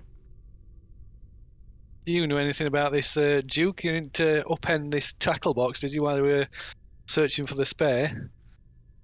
No, God, what a mess. Did you guys go over a bump or something? Because I mean, you must have. You must have gone over the bump, because that must have jostled that thing and opened it up. Charlie. I'm surprised I was able to move with the amount of shit you crammed in the back. Wait, you actually call it the bump? As in multiple people went over it and had car trouble? Well, I mean, obviously you dented your rim. That usually comes from an impact. Yeah, but I just specifically heard you say the bump. As if it's been there for maybe years, and you never even these country roads are full of bumps. We locals really know them like the back of their hands. We know where to slow down and stuff. Yeah, but every now and then the administration comes and they'll fill them with. This is a vacation To be fair, he's a area. mechanic, not a landscaper. Why wouldn't you go and ask the people that do the roads here to fix those bumps? Because it's good for business not to. And he's just joking with you. He says, we've been complaining about these roads for years. Yeah, you try to get the government to do anything about it. Anyways, we're all just careful when we drive here. We know. I mean, but yeah, I'll talk to the Fishburns. Maybe we'll do something to fix it. I noticed that divot in the road. It probably. Hey, you're the first people though to have a problem with it, though. I mean, to be fair, it was pretty dark when we got here. Yeah, that's true. Yeah, I also recommend them to. They're nice people, but I don't think they maintain the place very much. I mean, it is a little dated. Yeah, it is. Lovely people, though. Lovely people. I mean, I'm always happy to help out when they call. Yeah. So I mean, it's good enough for your uncle, Phil, right? Yeah, it was. Yeah, he sang its praises. Like I say, it's been a while since. Yeah, well, when Dora, he's not been since when Dora calls, I'm always happy to come help her. She's such a nice person, such lovely people, both of them. Both of them. The photo in the reception is three people in the photo. Oh, old Mr. Fishburne. Yeah, he used to own this place. He's sadly he's moved on. He's no longer in the picture. Well, he's in that one that you saw there, but yeah, he's moved on and passed his place on to his children. Oh right. What? Moved on, left, or moved on? Well, it's he's not here anymore. I don't like to pry into other people's business, but Phil, he was kind of elderly, and so Phil, I know you're a jock, but I bet you're smart enough to understand what he means with out of the picture. Well, just got to check. It's don't know whether he's pushing up the days or if he's gone. Maybe he's living it up in some retirement home somewhere. Well, we all hope for the latter, not the former. Anyways, I'm just about finished here, and he's kind of go to put the tire back on and get the jack out. And you see, everything is manual. He doesn't have like, some sort of like electrical, any type of air compressor that's electrically goes on there. It's really old school. Put it in and, hard work.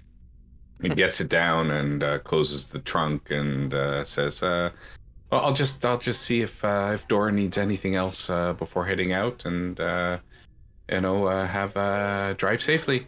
Hey, thanks, man. Do we owe you anything for that? Oh yeah, 100, and then charge you whatever the going rate. It's a very modest rate for 2002. Like, it's definitely not a city rate. You're not getting taken for a ride. Okay. Any more car puns we can put out there about this? It's not, but something reasonable, like 40 bucks type of thing, and then he just moves off. Okay, so I kind of will take my wallet out of my pocket, count up a few fivers, and hand them over to him. Oh, much appreciated. Just look at Jojo. I got it. Yeah, thanks. Maybe this is a fishing spot. So maybe we can hire some rods off the fish burns. Well, you can break those ones as well. You brought the fishing rods. I didn't bring the fishing rods. As you go into reception, and Phil. Okay, so Phil's going in to ask about the rods, and you can see that Dora is there, and Charlie goes in to join you, and probably also Allie, and you like, you're ready, like, kind of to how shall I put it? You're ready for anything this morning, and as she comes in, and as you go in and you ask about the fishing rods, and she goes, "Oh, fisherman, that's quite attractive. Are you an angler? Or are you what kind of fishing do you do?" Wading.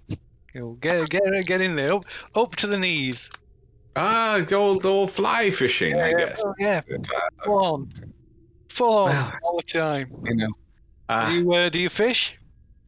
Well, unfortunately, I mean, you guys know that this is a nature preserve. You're not allowed fishing in here. Oh. Even if you did have licenses, many people come here and try to fish without licenses, which if you get caught, that's a hefty fine. But even if you did have licenses, this lake is nature preserve. You're not allowed to fish here. All these fish are all protected in this area. Any But particular reason? look, there's a lovely beach. You can go and there's a fire pit, and you go make yourself lunch, or you go hiking around the woods. There's a lot to do. People quite enjoy this place. Is any boats for hire in the boathouse, or the boathouse up on down the beach? Yeah, they're boats. Yeah, you know what, you're welcome to take them out. It's kind of an at your own risk thing. They're not really maintained. Oh. It is the low season, but you might find something that's still buoyant. Is there anywhere you'd recommend for a walk? Anything? Oh, there are dozens of trails around the area. Just don't get lost, and just kind of be smart about where you go. Sometimes people can get lost in the woods, and then it's really hard to know where they are and find them. But there's some nice well marked trails, or like large trails, and she'll kind of give you a little bit of a map of the area and point out some trails that you could go to. What's everybody else doing while this is happening? It's Jojo and Rydell outside, right? Yeah. So while they've gone inside, small talk. So Charlie was a bit of a surprise. Yeah. I don't know what he said together on the strip, but You think they're an item? I don't think so. Like, he's already like had a one-off with one of the locals, so I don't think so. No. But no, maybe he was thinking you would get lucky. It's not much, but he's not much of one for plans. No. What you're seeing him, to be quite honest. What I used to see in him. Luckily, that's well, I don't know. And Allie pipes hopefully. in. She's in the area too, because I He's thought such she'd old- gone inside. That's why Oh, I okay. was... She's gone inside. Okay, very good. It's like Angie; she disappears. Yeah. Exactly. Oh, that's gossip. When it's relevant. I feel like I have very tough shoes to fill playing Angie's character, so I don't want to disappoint. She won't mind.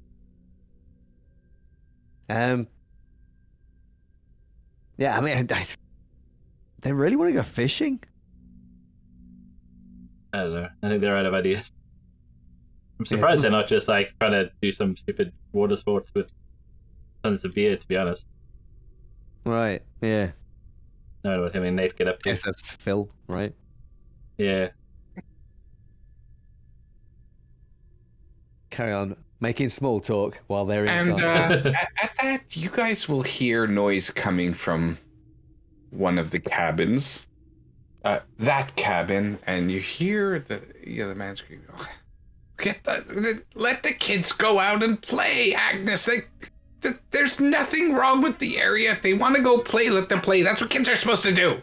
And she's like, okay, Harold, no problem. They can have like this conversation. Children, go ahead, go play, but don't go too far. And you see the children are kind of outside of the cabin, and there may be, maybe one or two ducks are still there, and they start to throw bread at the ducks, and they start to go around the area, and they're just playing. And you can see another couple, looks like maybe very tall and a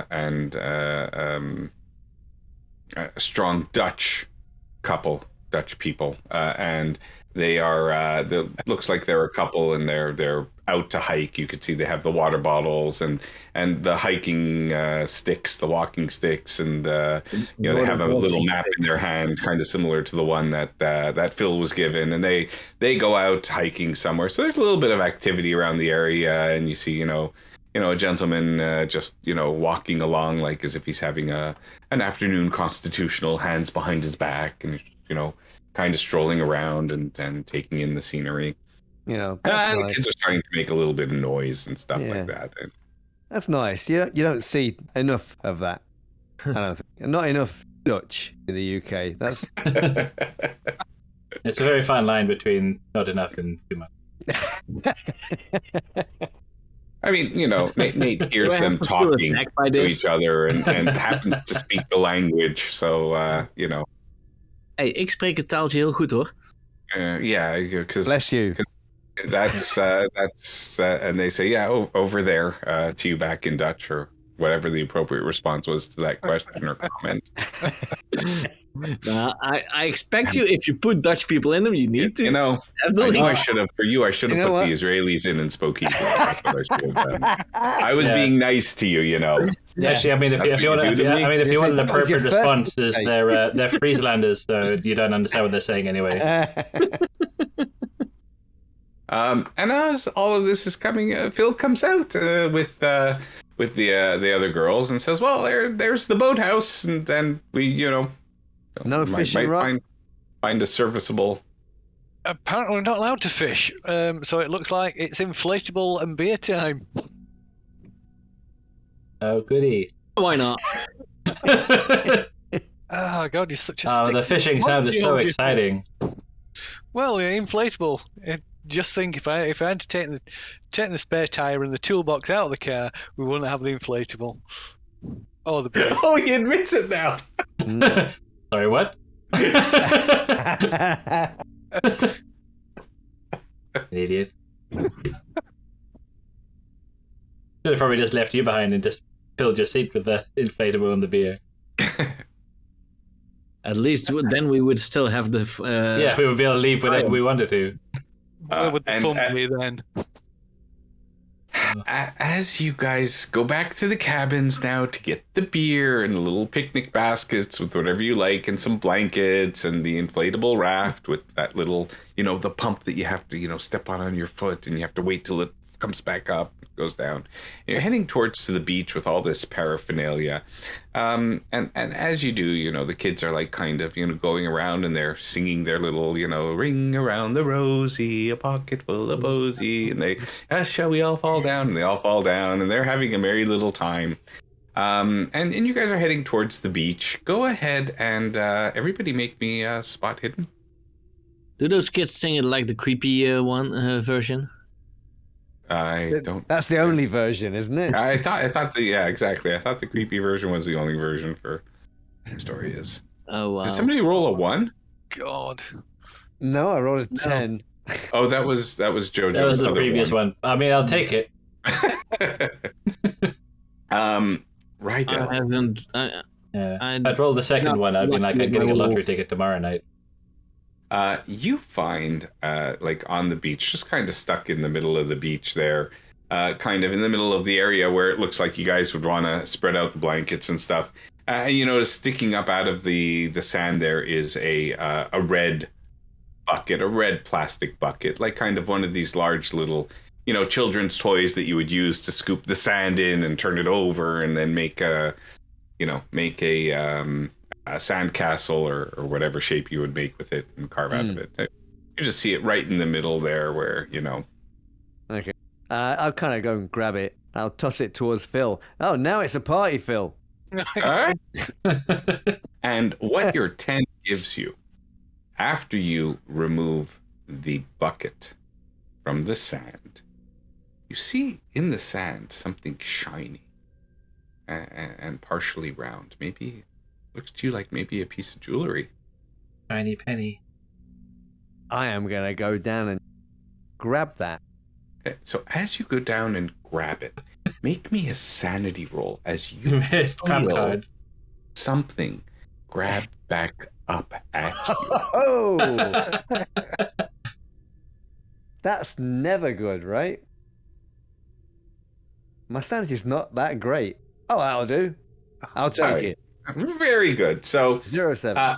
Look, it's I think you were probably distracted because maybe you saw some sort of crab that was scuttling around like that area and you didn't really notice it. But as you kind of go to pick up this thing that you see in the sand and you feel this like hand grasp you and you kind of lift up your hand and you kind of like, what the fuck? You have it and you kind of just like you let go of what this is and you see that it's a ring that was attached to a hand that has been kind of buried in the sand, hand up. And as you went to pull on the ring, the hand did something like this as you came up.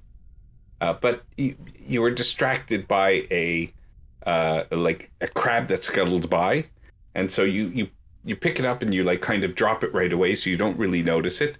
But everybody else who's watching, right, they'll pick this up and sees this hand come up out of the sand, totally detached from an arm. Everybody else go ahead and make me a sanity roll. Oh, wow. Ooh. Right, Dale. The only reason for shouting, what the oh my God. Make everybody look. I'm fine. I'm feeling everything. All right, Phil. All right. So that's just so Phil. Go ahead. You lose 4 Nice points roll, of sanity, and you scream out like a girl, and you are like, I'm going to tell us how you're dressed. What is your beach attire? Oh God, probably the same damn thing, bandages. exactly the same things I said on yesterday. Probably the only difference is I've changed my t-shirt. So you wear kind the of brown short. stroll onto the beach. You have like 1, 2, 4 in one arm like this. You got your inflatable raft in the other. You're like, your muscles are bulging because of the way you're purposefully out grabbing this thing. and you see this hand come up out of the sand, almost looking like it grabbed onto Rydell, and you drop everything on the sand. You just let out this girliest scream. Not to be pejorative to how women scream. I apologize. That was wrong of me. But you let out a very unmasculine, high pitched. And you all see a hand on the beach. Phil, I told you to lay off the steroids.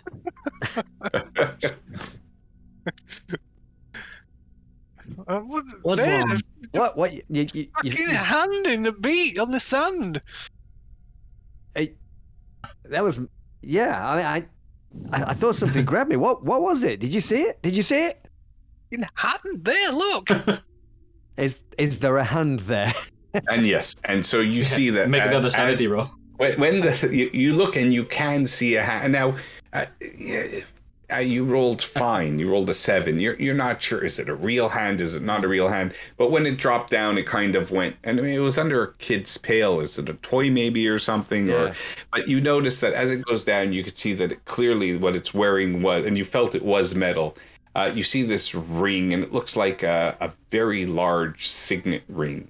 It seems to have it's kind of shiny silver, and it has a signet on top. It's a silver encasing a kind of a black flat surface, and on this black surface in silver is some sort of pentagonal shape, some sort of star type shape on it.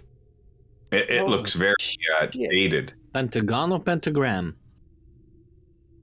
Pentagram. Pentagon is just star. five-pointed star. Yeah. Five-pointed star. What? And as you go closer to look at it, this hand looks, it looks real. It doesn't seem to be severed from a clean cut. It might be more like ripped off or something. Okay. Maybe we may need to notify the authorities. Yeah. Nervous laughter. Holy shit. Look at this. Yeah, it's someone's actual hand. I hope we don't find the rest of them. Should we dig? If you want Dig? to. What? You happen to find the rest of them? Yeah. Why? We should get to the hand's been ripped off. Why would there be the rest of it here, man? Maybe. And this is where Call of Cthulhu turned into a Dungeons and Dragons game. Roll for initiative. Maybe we Is there go. any blood? Is any sign of any blood? There's plenty of dried blood around the hand, but not in the sand. Yeah. All right. Well, maybe we should What get a are we reception doing? to see if they have a Call the reception to police? see if they have a phone. Yeah. Someone's clearly died, so Yeah. We don't know that, but you were just about to put a towel over it. Somebody's Call it a day. misplaced a hand, that's for sure. Yeah, it's quite evident that somebody could use a hand, but just not sure who. Well, if we find anyone who's lacking a hand in the next 25 minutes, we'll let them know. we've got one. Otherwise, let's find a working telephone. The one in. What are you doing with the hand? I guess we put it in the bucket. Maybe somebody stay here. Make sure it doesn't go anywhere. Somebody. Cell phones already a Hold on, thing. what do you? I think, yeah. How much Adam's Family did you watch before we came on holiday? Weren't cell phones already a thing in 2002? Hmm? Cell phones? Yeah. Yes. So you do have It those. wouldn't be too complicated. I think you're basically on the early stages of color screens on phones. Anybody who has a credit rating of 40 or more could have some sort of, phone that would kind of still have the physical. It would be touch. It would have the physical on here, but there is absolutely zero reception in this area in any case. We need a landline. Yeah. Maybe they have one at reception. If somebody waits here, just so we don't lose the thing, Yeah, we can go and make a play with phone it. call. I'm not staying here with a hand. I'll go to reception. Yeah, not after that fright. Let's just Yeah, take the bucket with us rather than trying to be like, let's try and organize. Well, a I'll party stay with here. a I'll stay frickin' here. I'll stay bucket. here and watch it. I'm just, I just don't want those kids finding it. That's all. Okay. So who's walking back to the office other than we know Rydell is staying at the beach with the hand? Jojo's going for the reception area. Okay. Anyone coming with? Yeah, I'm going over there. And Nate? Run. I'll stay at the beach as well. Not Okay, walk. so you're gonna stay at the beach. So Phil and Jojo, I mean, Get the story straight. Rydell ripped someone's hand off. This was quite a shock, Phil, and you do have Jojo close by, and you're walking alone on the path. Is there? Are you going to hold her hand for comfort and support? Well, what's going on? What's this thing? What's the thing with Ali like poison, just like pouring poison in your ears, poisoning you against me? What's the deal? It says someone who's out cold drinking and shoulder. partying all the time. Well, he just give me the cold shoulder. That's fine. I thought, we'd come out here. I thought we'd make a go of it like you wanted to. Yeah, that was still fairly recently, I guess. You brought your friend Charlie and Nate. That's all. It's not an asshole. What are you saying? He's the one always putting you up to stuff. Anyway, we've got more important things to worry about right now Well, we have. than your high-pitched voice. But I can assure you, Charlie's just a friend. He just should have just had a bit of a rough time of it. Thought he might be more accommodating. Oh, Charlie's fine. Well, let's. He's already having a better time than the rest of us, I'm sure. Yeah, it looked like she was certainly interested in old Billy Bob in the reception last night. That's for sure. Yes, indeed. Which was a bit of a surprise, to be honest. But each to their own. Why is he not your type? No, I wouldn't say so. I would say she's So he is your type. No, not really. I would say Ali's So he's more not your of a type. Ali's more of a Charlie's type, actually. Well, learn something new about Charlie every day. Yeah. And you two can go ahead and make me a listen roll Okay. as you guys are walking and chatting together. Mind, I can't see it. Where is it? There it is. Dead on. Oh my God! I can't. Okay, see very it up nice. there. So Jojo, as Phil is obviously trying to, kind of, talk you back into getting him, and why are you letting Ali this and that, and you're kind of, you're responding, but you're also just half listening. You can hear the children singing again their song, and it kind of just strikes you as wrong for a bit as you hear the children singing. Rings and hands all rosy, the river's full of bodies. Swooshes, swooshes, they shan't be found. And they laugh and giggle and they repeat that. And you're kind of now wondering, did you hear Ring Around the Rosie last time, or was this the version? And they're just giggling and laughing and singing again. Rings and hands all rosy, the river's full of bodies. Swooshes, swooshes, they shan't be found. Maybe also speaking of people that probably watch too much Addams Family.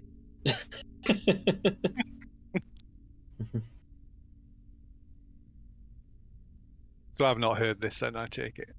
But you can see her like kind of paying it. Creepy children. And as she does, yes, you can now hear the second verse, and you do realize that the lyrics are not quite what they should be.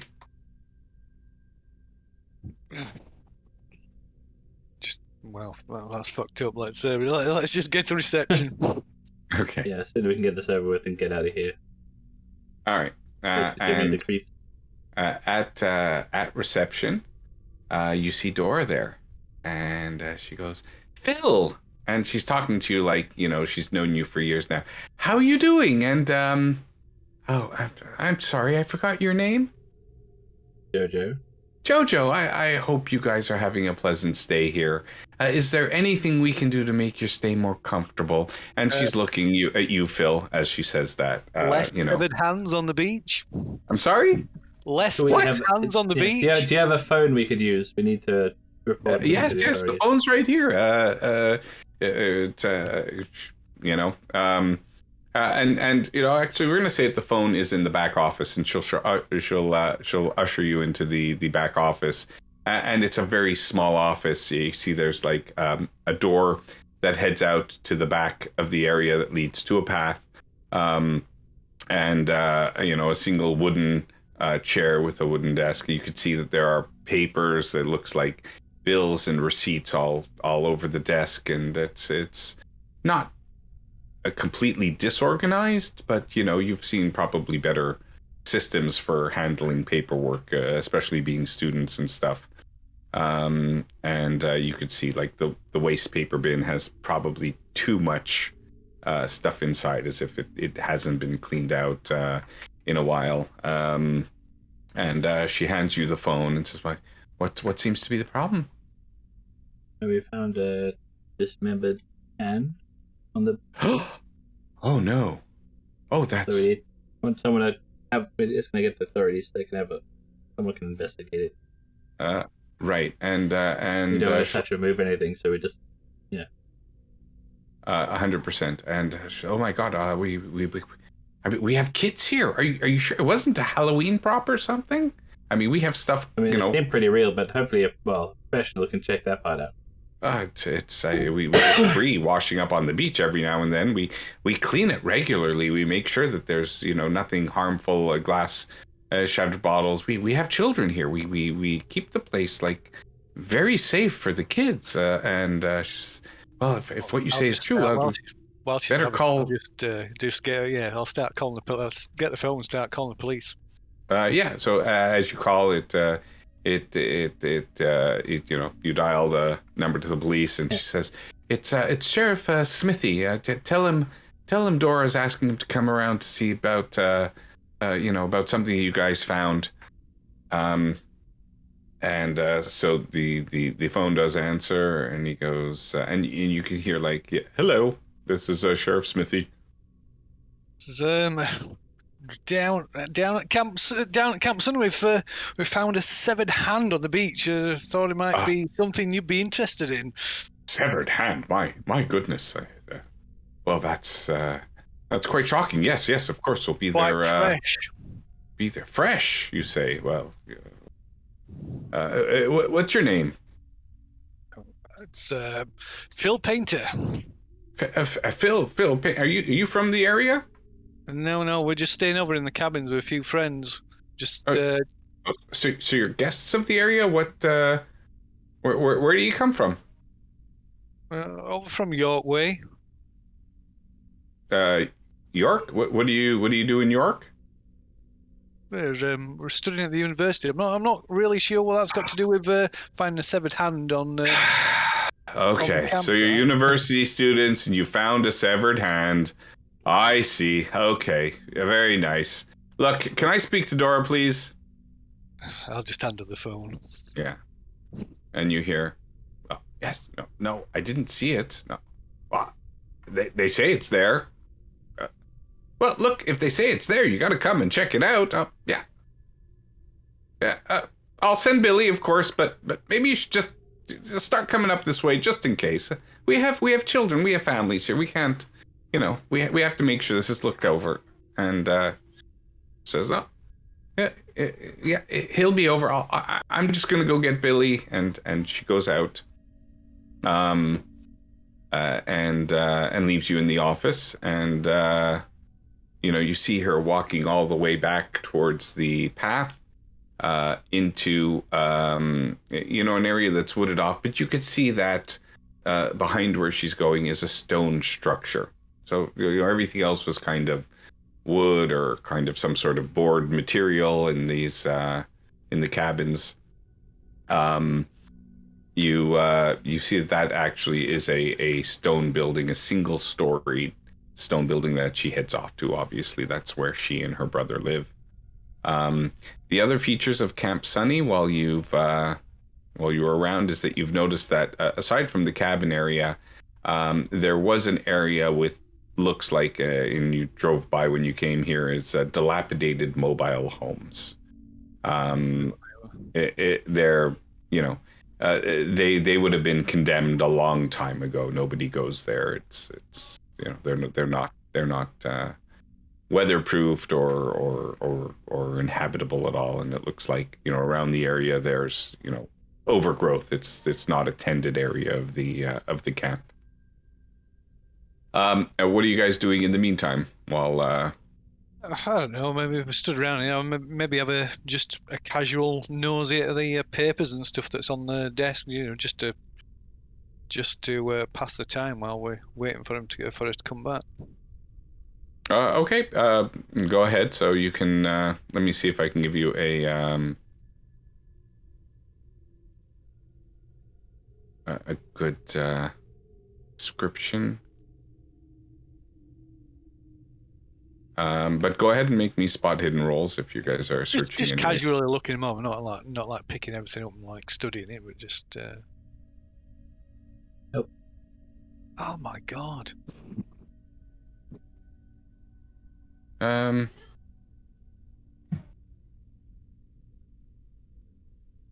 made a single roll. You don't see anything. I'm gonna say the only thing that kind of that you might see is you know, some sort of article by, you know, some guy in some local paper, you know, just you know, reporting about you know, just some sort of bland article that they kept that has a clipping about you know, Camp Sunny, and it's like maybe just a little promotional piece, and it seemed to be done by Peter Reynolds. So, you know, a little fluff story about the camp from many years ago. That looks like they kept it there just as a keepsake. Fair enough. I don't know.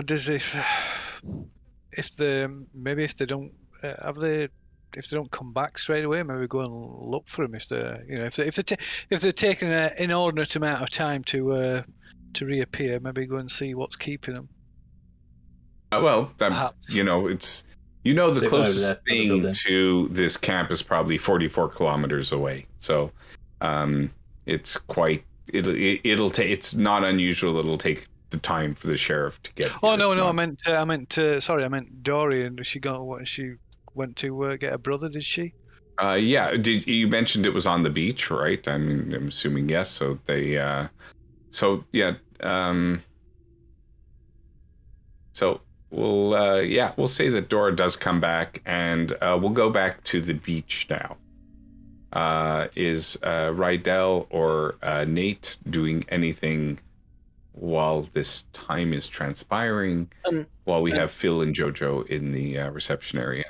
Well, I at least throw the towel over the hand that's not fully visible for anyone else. Yeah. You can also cover it with the bucket if you want. That's fine. Yeah, at least I'm covering it, and I'm just going to have a chat with Rydell. So, Rydell, what exactly is your deal?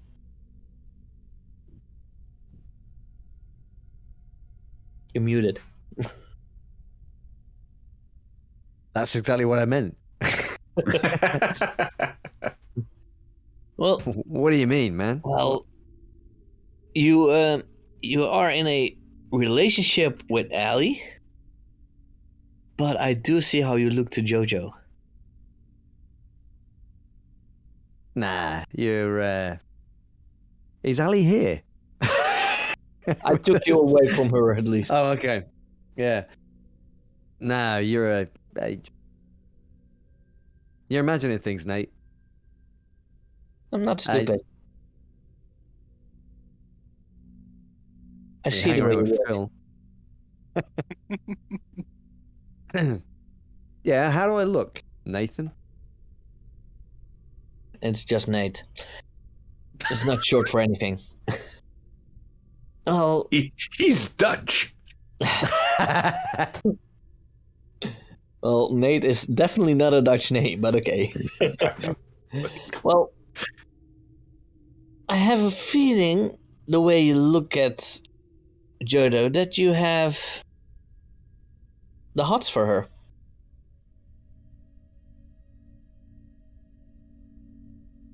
I'm with Ali. Nathan. Yeah, I'm not saying anything about that, but What do you want? nothing but I just want to know. Why? Call it interest. why you got a fucking interest? I don't get it. What?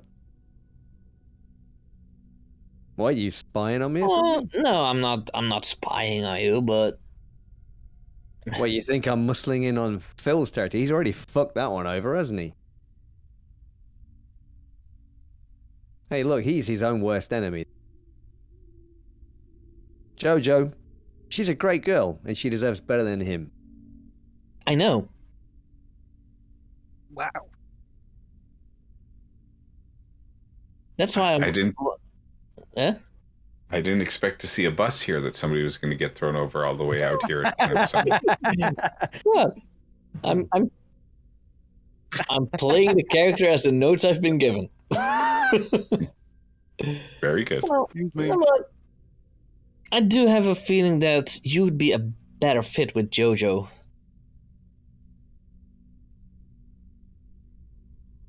Than with Ellie. But that's just my observation, and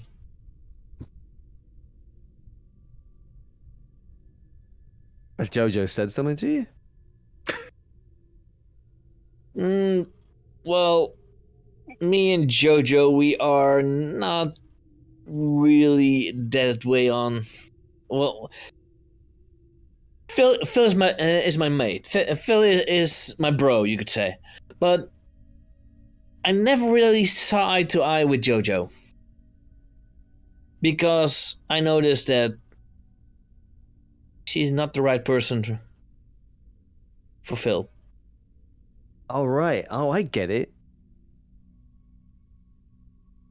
You want her out of the way so you and Phil can just carry on with your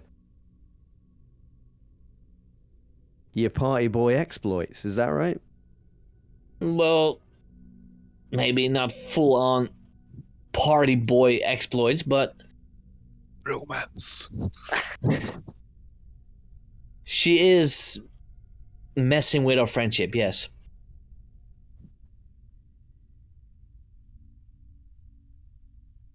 Well, I'm sorry to hear about that. But I don't know what you want me to do about it. Well, why not give it a try with Jojo? I kind of look across at the beach towards Ali, and I kind of step closer to Nate. Say, trying to fucking set me up or something.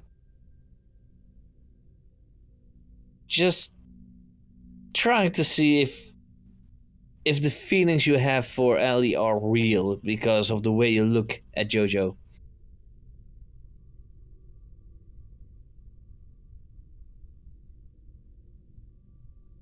I'm eyeing Nathan suspiciously.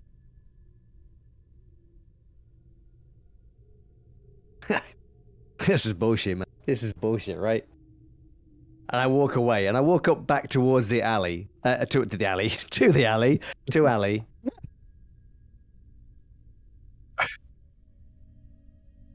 Yeah. Oh yeah. Fuck yeah. Sanity roll. Test. Yes, I'm gonna go walk up to Ali, and make a big point of kind of taking her hand, and saying, "You okay? You okay?" Well, it's a little bit of a fright. I kind of looking forward to just like some rest and relaxation. It's hasn't been an easy semester for any of us. We worked hard. We earned this break.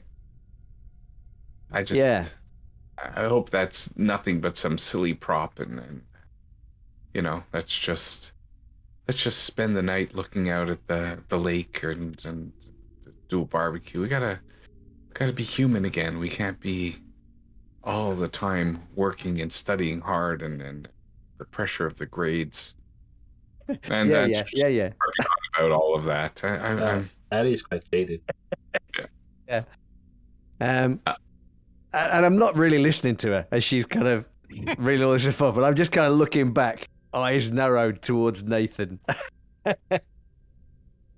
And you notice that that Billy is coming towards you guys, and he says, "Yeah, my sister tells me that there's something here about a hand." Yeah, it's underneath this here. Yeah, I mean, have you heard of anybody going missing around here or something? I mean, people tend to kind of notice when they lose a hand, you know? Yeah, well, you would think. And he's kind of looking at you guys suspiciously, and he's like, look, you guys okay? Yeah, I mean, maybe it's a little bit of the wacky tobacco. If you have any to spare, I party with the best of them. And he's kind of like, not like, but he'll go and he'll like, under this bucket, you say? I might speak the lingo, but I'm not using Dutch vegetables, okay? All right. And he's kind of looking at you guys suspiciously, and he looks over to the women, and he's like, you guys really picked a lot, didn't you? And he goes and he like picks up the bucket, and you see his like he goes like pale white. He goes, "It's real, right? It's a real one, right?" And he goes, I'm not touching that. And then like to you it looks like he's like maybe like squeamish, maybe still on him or something, or you just like something seems off about him. But to Allie and to Charlie he goes, well, don't worry, women, we'll take care of this. Everything will be fine. It's I'm sure it's nothing. The sheriff will be down here. He'll sort this whole thing out. No need for you girls to be concerned at all, and everything is just gonna be just gonna be fine. You know what? Let me I'll make it up to you. I'll bring you guys something tonight to make up for it. You guys like drinking? We'll bring you some good beer and stuff. Forget all about this thing. You're here on vacation. You don't need to worry about this kind of stuff. We'll get the sheriff. And to the men, it's more like, oh crap! Now what else? There's something else to take care of on this place. So it's like, you guys are getting two different signals off of this guy. He's clearly trying to play it up towards the women, but you guys, see right through it. He's not fooling you. You see him as that guy with the ponytail sitting down at the tree playing the guitar around all the women and stuff like that. And the women see him as that guy with the ponytail, sitting at the tree playing the guitar, to one population and to the other population, cool guy. Never trust a man with a ponytail. Exactly. Touche. And we'll say even before the police come by, he'll tell you, look, I'll stay here. You don't need to stay here, but maybe stay in the area in case the sheriff wants to ask you questions. You guys were the ones that found it. Oh, in what cabin we are. Sorry? You know in what cabin we are, so. Oh, well, yeah, okay. And at that point, then Phil and JoJo also come back. And so you guys are all together. If you want to be on the beach when the sheriff comes, that's fine. If you want to be back in your rooms, that's also fine. But so tell me where you want to be when the sheriff comes. He'll be around in 15 minutes after all of these discussions and stuff. I'm going to wait on the beach for him. Yeah, let's hang around. Yeah. Okay. All right, very good. Bless you. God bless you. So the sheriff comes up. It's the car is kind of it's obviously it's not a police car. It's like one of these sheriff cars that has that like one flashing blue light in the center. He doesn't even have the two on the sides. It's like the one in the center.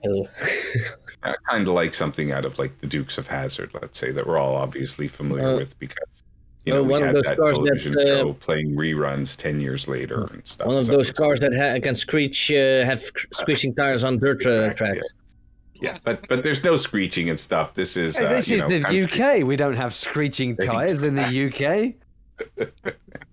Honestly, that Dukes of is Hazzard have clearly Hollywood screeching shenanigans. on dirt. So I yeah, don't we know how, have we have different tires in the UK. Right. You also probably can't drive fast enough for you to end up in traffic. That's right. Uh-huh. Yeah, you can't drive too fast in the UK because you'll drive right off the end of the country otherwise if you're going too fast. All right, and you Yeah, I'll wave him down and show him the way if he needs it from the... so he kind of is sizing you up. The sheriff probably, later 50s, maybe not yet 60.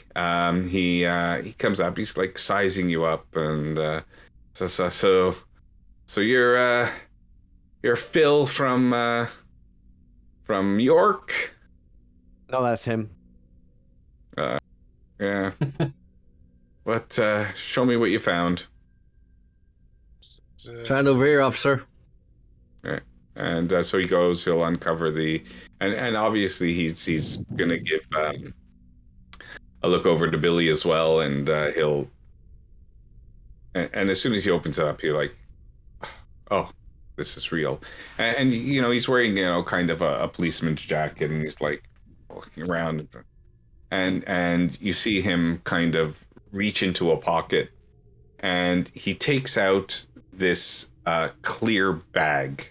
It's like one of these Ziploc bags, but it has a sandwich inside. You could see like it has the ham and cheese sandwich inside. So he takes the sandwich out of the bag, and he has the bag, and he's looking at the bag. He's looking at the sandwich, and he kind of just, there goes my lunch. And he's going to pass the sandwich to Harold. Harold takes it, and and he goes and he takes. He's looking at the hand, and what he does is he takes this big Ziploc bag, and he kind of puts his hand in. He takes the bag and he wraps it around his hand upside down, and so his hand is in the bag, and he grabs it and he kind of like pushes it over and stuff like that, and. Now he's examining it more carefully and stuff like that. And you guys left the ring on it? What ring? Did I take the ring off it? I can't remember if I managed to. I can't remember if I got it or not. It was. I mean, I thought You did pick it up, but I believe you dropped it afterwards. oh yeah. Oh yeah. So it should be lying nearby. So the ring was on the finger. It didn't come off. Oh, I thought unless you would have physically taken it off. I certainly would not be touching the hand. I see. Okay, so the ring is on there, and he looks at it curiously and says, "I've never seen that symbol before. Has anybody? You guys ever see this before? It was a pentagram, right? Oh, he's showing it to you. Yeah, takes so out his turned up in an archaeology class. points to it. Well, Look, I'm not a Not doctor. recently, whatever it is. That seems to me like a real hand. But he doesn't That's seem what to we be thought. making any moves to cordon off the area and stuff. I don't know if you guys are going to ask him anything about. Yeah. So I mean, has anybody reported a missing hand around here for a start? Anybody lost their hand in a boating accident or something? Or a missing person. Well, I haven't. And then he'll look. He'll look at Billy. Billy, has anybody gone missing from your campsite recently that you know of, or do you recognize this? Did any of your guests, come in? I mean, that ring would be pretty memorable. You would know, Billy, as anything, you can tell me about it. No, Sheriff, who wears that kind of jewelry nowadays anyways? I didn't even think the hand was real when I first saw it, and I saw that thing on it. I thought it was like a Halloween prop or something. That doesn't... No, it's pretty much a hand, but you haven't noticed anybody not missing a hand? No. Anybody gone missing from the campsite? Anybody register for the campsite and not make it here? No, it's a slow season, Sheriff. You know that. Everybody supposed to be here is here, and I mean, do you know how long it's been there? Does it look like it's been there a while? You would have had enough time if you wanted to do a medicine roll to be able to, if that's a question you would have been curious about. Or I mean, it definitely would have been something I was curious about. However, I have a medicine of 0-1. Yeah, likewise. First aid is decent, but well. But I'm going to go for it because you never know. You never know. Oddly enough, and that, not gonna spend 50 luck on it. I'm gonna say that you do notice that the hand is quite clean. Oh. So you didn't really see like too much signs of embedded dirt. Right. The fingernails clean. There might have been a little sand over it and stuff like that, but it looked amazingly well. We're not going to say preserved because that wouldn't be the correct word, but it did have a very clean appearance. It didn't. The odd thing is it didn't smell like decay even. Okay, yeah, that's enough. So I'm saying to the policeman there, the constable. I mean that. It's not been there long, right? I mean, it doesn't look like it's been there long. No, but how would this happen to a hand? And he's like, looks like it's been ripped off a body or something. Maybe there's another body we need to look for, and that has, I don't. Why are you asking me? You're the policeman. Yeah, maybe you should be conducting a search up and down the. Don't you need to get Charlotte officers down here or something and searching the place? Isn't that what they normally do? Shouldn't you dredge out the river or something, or the lake? Well, I think number one, we would need to know what or who we're looking for. I don't have any reports of missing people. I'll check with the other counties around the area. When I get back, certainly it'll be reported. Maybe somebody will know something, but yeah, it could have floated down from the river, I suppose. Sorry? You have a hand. Can't you track the fingerprints or something? Yeah, we'll certainly check fingerprints on it as well. Yes, that'll only help if they've 100%. We'll check go through the fingerprints database. We'll do all of that. Of course, this is. It's unlikely, but is it worth digging down if there's the rest of it? More of the rest of him. He's a man's hand. Is it a man? It's a man's hand, is it? It is. And you know what? As you say that to the sheriff, I mean, he's looking at you guys and he's like, "Hey, come on, you guys watch a little bit too much Hawaii Five-0. I think that's the problem."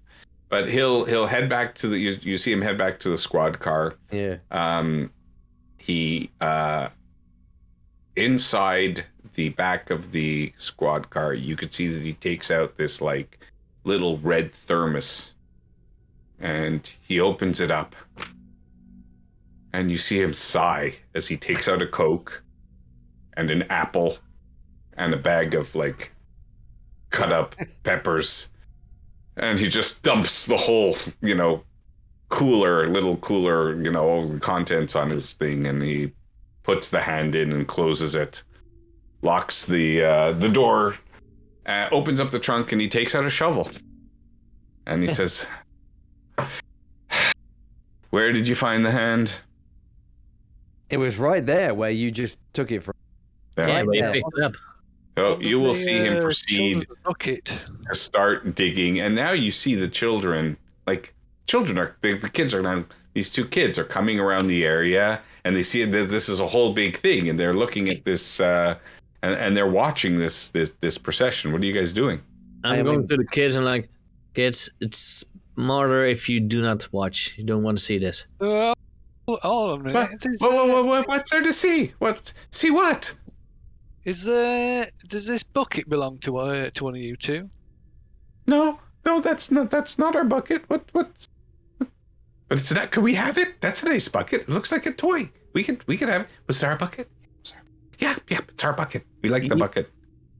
You can have the bucket. It's gonna play over there. Okay? Yeah.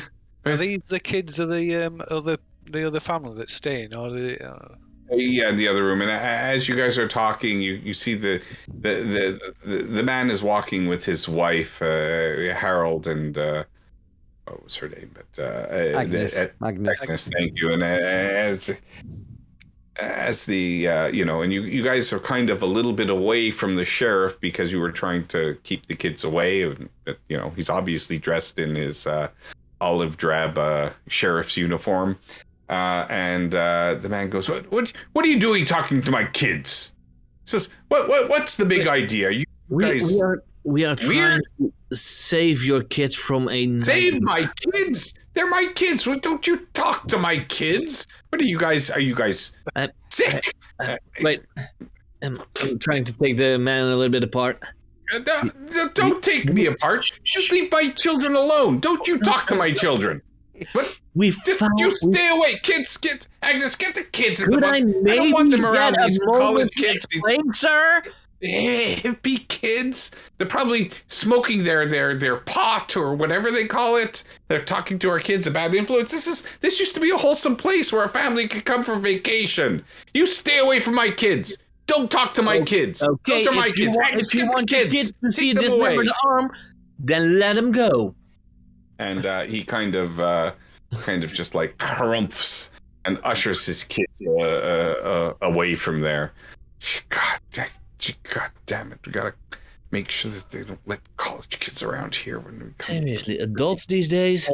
Wholesome family like us, family values, and they come at 11 o'clock at night and they party all night and make noise and they smoke their doobies and whatever else they do.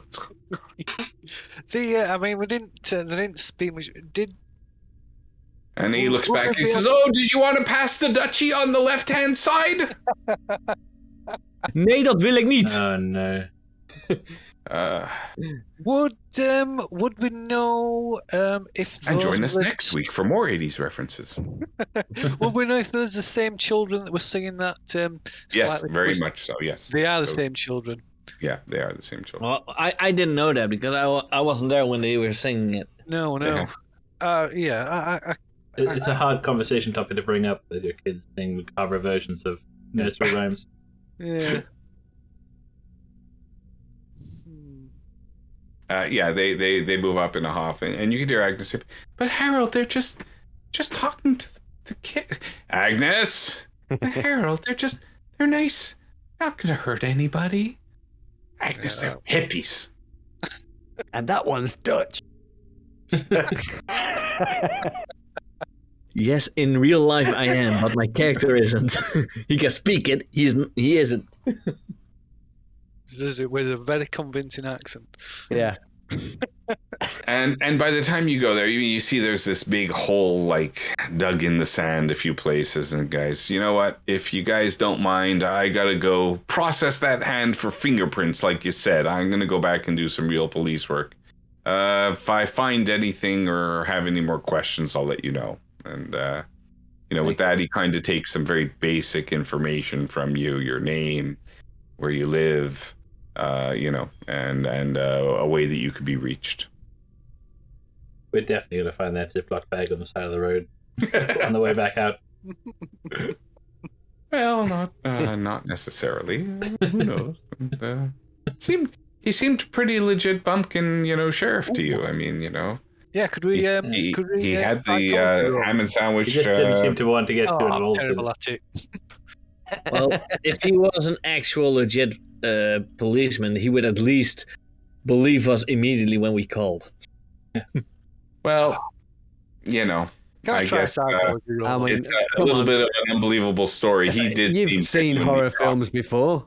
Yeah, The police never believe the kids. exactly. We're in our 20s. We're not really kids anymore. I mean, if you're younger than the policeman, you're in trouble. There you go.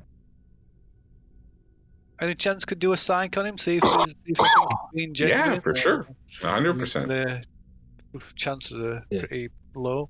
But who He knows? still leaves, but now we know his childhood trauma. Oh dear.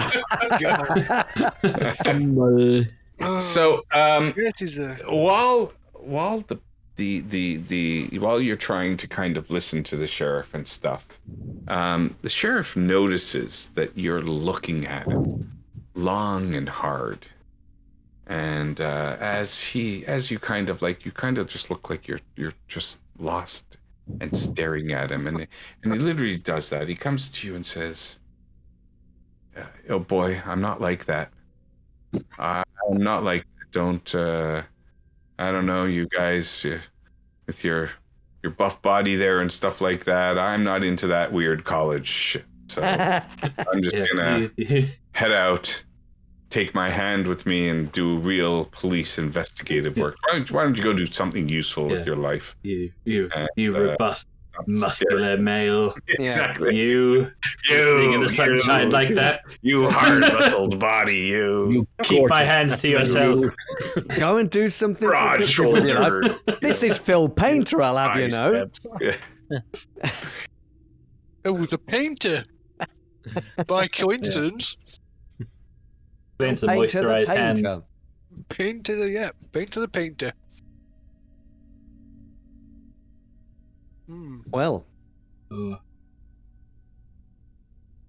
guys didn't have breakfast, really. Go and do a spectacle. Probably have to get food or whatever. Yeah, so you guys really didn't have breakfast. We're gonna say lunch hour has come and gone with all the excitement. You guys are pretty hungry, and so what do you guys want to do for lunch? What did you guys pack or plan for meals? Bacon and beer. Sausages. Tins of soup. We'll make a bacon sandwich, and the bread is bacon. All right. So you have areas where obviously you could barbecue, and you have barbecue pits, and there's corded wood. You also bought tokens so that you can have electricity in your cabins tonight. As long as the meter doesn't run out on you, and then you'll have to feed it again. There is the gas ovens and the gas stovetops in your little kitchenette areas. But you have the entire afternoon ahead of you. Where'd you like to go? What would you like to do? I mean, fishing's out of the question. I would almost building sandcastles. I would almost want to see the club room to see if there are still people there because of the weirdness. The last night. Yeah, sure. You guys could go. You can go into the club room. As you go in, you notice the door is unlocked. It looks kind of a little bit dilapidated. A bit. It's not really kept up very, very well. But you do see a woman in there, and it looks like she's cleaning. And let's see. It's you as you enter, you have this little lobby area, and you have some machines in there. You have some pinball machines. If you remember, like the Space Invader games from the 1980s, you have those in there as well. A few slot machines. You notice that there is a public telephone on the wall. And there's, in the back area, you have an area where there's a pair of washrooms, one with the male figure and one with a female figure on it. I mean, you can see the place is being cleaned, but the bathroom does smell like bad. That doesn't, smell very fresh now.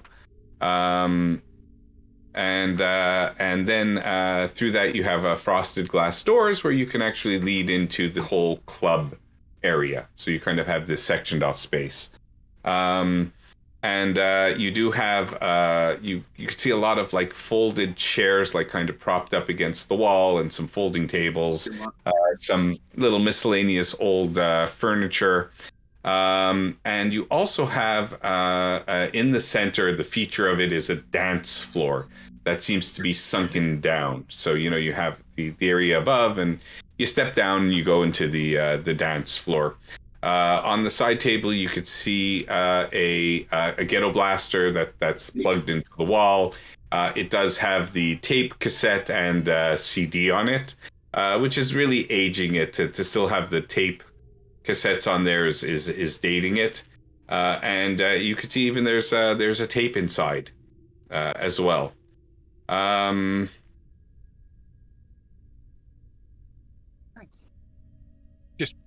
Just casual, just to be nosy, just go and check what tape it is, and I don't know why. It's you look at it, it just says mixed tape. Why Who's not? Mick? So as you play the music, you hear the type of music that you heard the other night. Party. I don't know why that guy was so worried about his kids, because there were one set of creepy kids. What do you mean? Well, me and Jojo heard them singing nursery rhymes, and they weren't the usual nursery rhymes. They were a little bit twisted. What was it again? I can't remember the. Can I recall what it was? I can't remember. I can't actually recall what it was they were saying. What the song? Rings Yeah, and I'll- Hands All Rosie. Oh, Yeah, something about decapitated bodies and bodies being lost and never found. Right. Those kids were singing that? Yeah. I mean, I think he's failed in his parenting skills if he were worried about his exposing his kids. Why don't you go ahead and make me spot hidden rolls as you guys are looking around the area?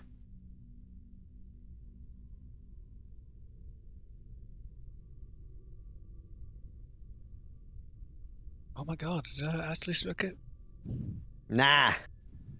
success? I see no one. Okay, so Phil, what you notice is it looks like, first of all, that dance floor. And we still have 2 more people that can make their spot hidden rolls when they're ready. But we'll say that you notice that the dance floor kind of looks like at the sides and the walls it has grates in it. As if you're going to wash the floor with water, you can like just All right, like squeegee it out the grates. And in fact, you notice the woman in there. That's what she's actually doing. She has a bucket with water and she puts it on and she kind of squeegees the floor. It's just like linoleum type of material, and she just swooshes it and it goes down the drains, and that's how she cleans. And she goes, good day. I'll be done here shortly. If you guys want to use the clubhouse, that's fine with me. Or if you'd like me to come back later, I'll go do the rooms and I can come back here later. She's, probably you'd say, early 50s. Very, very nice, very pleasant country person, a lot of energy. Yeah, so Probably since I can remember that rhyme, I'll recite it again. I mean, it's kind of it seems. Who are you reciting it to? Well, to Nate and Rydell. I mean, some of the lines of it seem strangely relevant. Are you Rings sure you and didn't hands all rosy. imagine it? Just because, could you have misheard them? Are you just hearing Well, them talking about hands because we just found one? Well, you heard him as well, didn't you, Joe? Yeah, I did. I mean, I pointed out to you. Yeah, but I It's did weird, hear it whatever's first. happening. I know kids can be creepy, but this is a whole other level. Maybe they'd been down on the beach already. Maybe they'd already found it. Well, maybe so. Which Maybe is, they did it. Make them no less strange. But yeah, it's rings and hands. And you could see that the Body person who's can't be cleaning found. is like cleaning, but she's, nosy and bored, and so she's listening in on the conversation, and like she seems a little, you just notice her getting all little, disquieted, and she just kind of quietly leaves the area. You see she's leaving her cleaning implements there and stuff. She just goes out the door. Well, she just drops everything and leaves. No, it doesn't. She's not running away. No. But she kind of like and she mentioned if you guys wanted to use the place, she'll come back later. You said no, it's fine. But she's hearing this conversation that you guys are clearly having out loud with one another about rivers and bodies and shan't be found, and she just kind of like, nonchalantly, it's not a roll. You don't have to make a roll. You just notice that she's like a little weirded out and leaves. Strange conversation for people to be having on a vacation. Maybe she doesn't like kids. Yeah. You see that kind of the only other thing that you see in this room is kind of behind the bar area. It looks like there is another door. So was she kind of visibly just like disturbed by what we were talking about, or? Well, again, if you think that that's something you would have paid attention to, so then you can make me a roll. What we do? Well, your choice. If you feel it's a psychology or psychoanalysis, or if you just want it to be a spot hidden. What psychology would probably be the obvious one, I guess. But my psychology is terrible. But we'll give it a shot anyway. Should have I'm just staring at people. How would you react to listening to a conversation like this from, people that are coming out to this isolated area that's far away from everything, and you're, talking about nursery rhymes and songs, and so you don't read much more than that off of her. The cleaning staff seem to extract themselves from a situation where the players are discussing rings and hands and body parts and rivers full of body. We shall continue the story tomorrow, and maybe even finish it. Maybe. No promises. One way or another. No promises.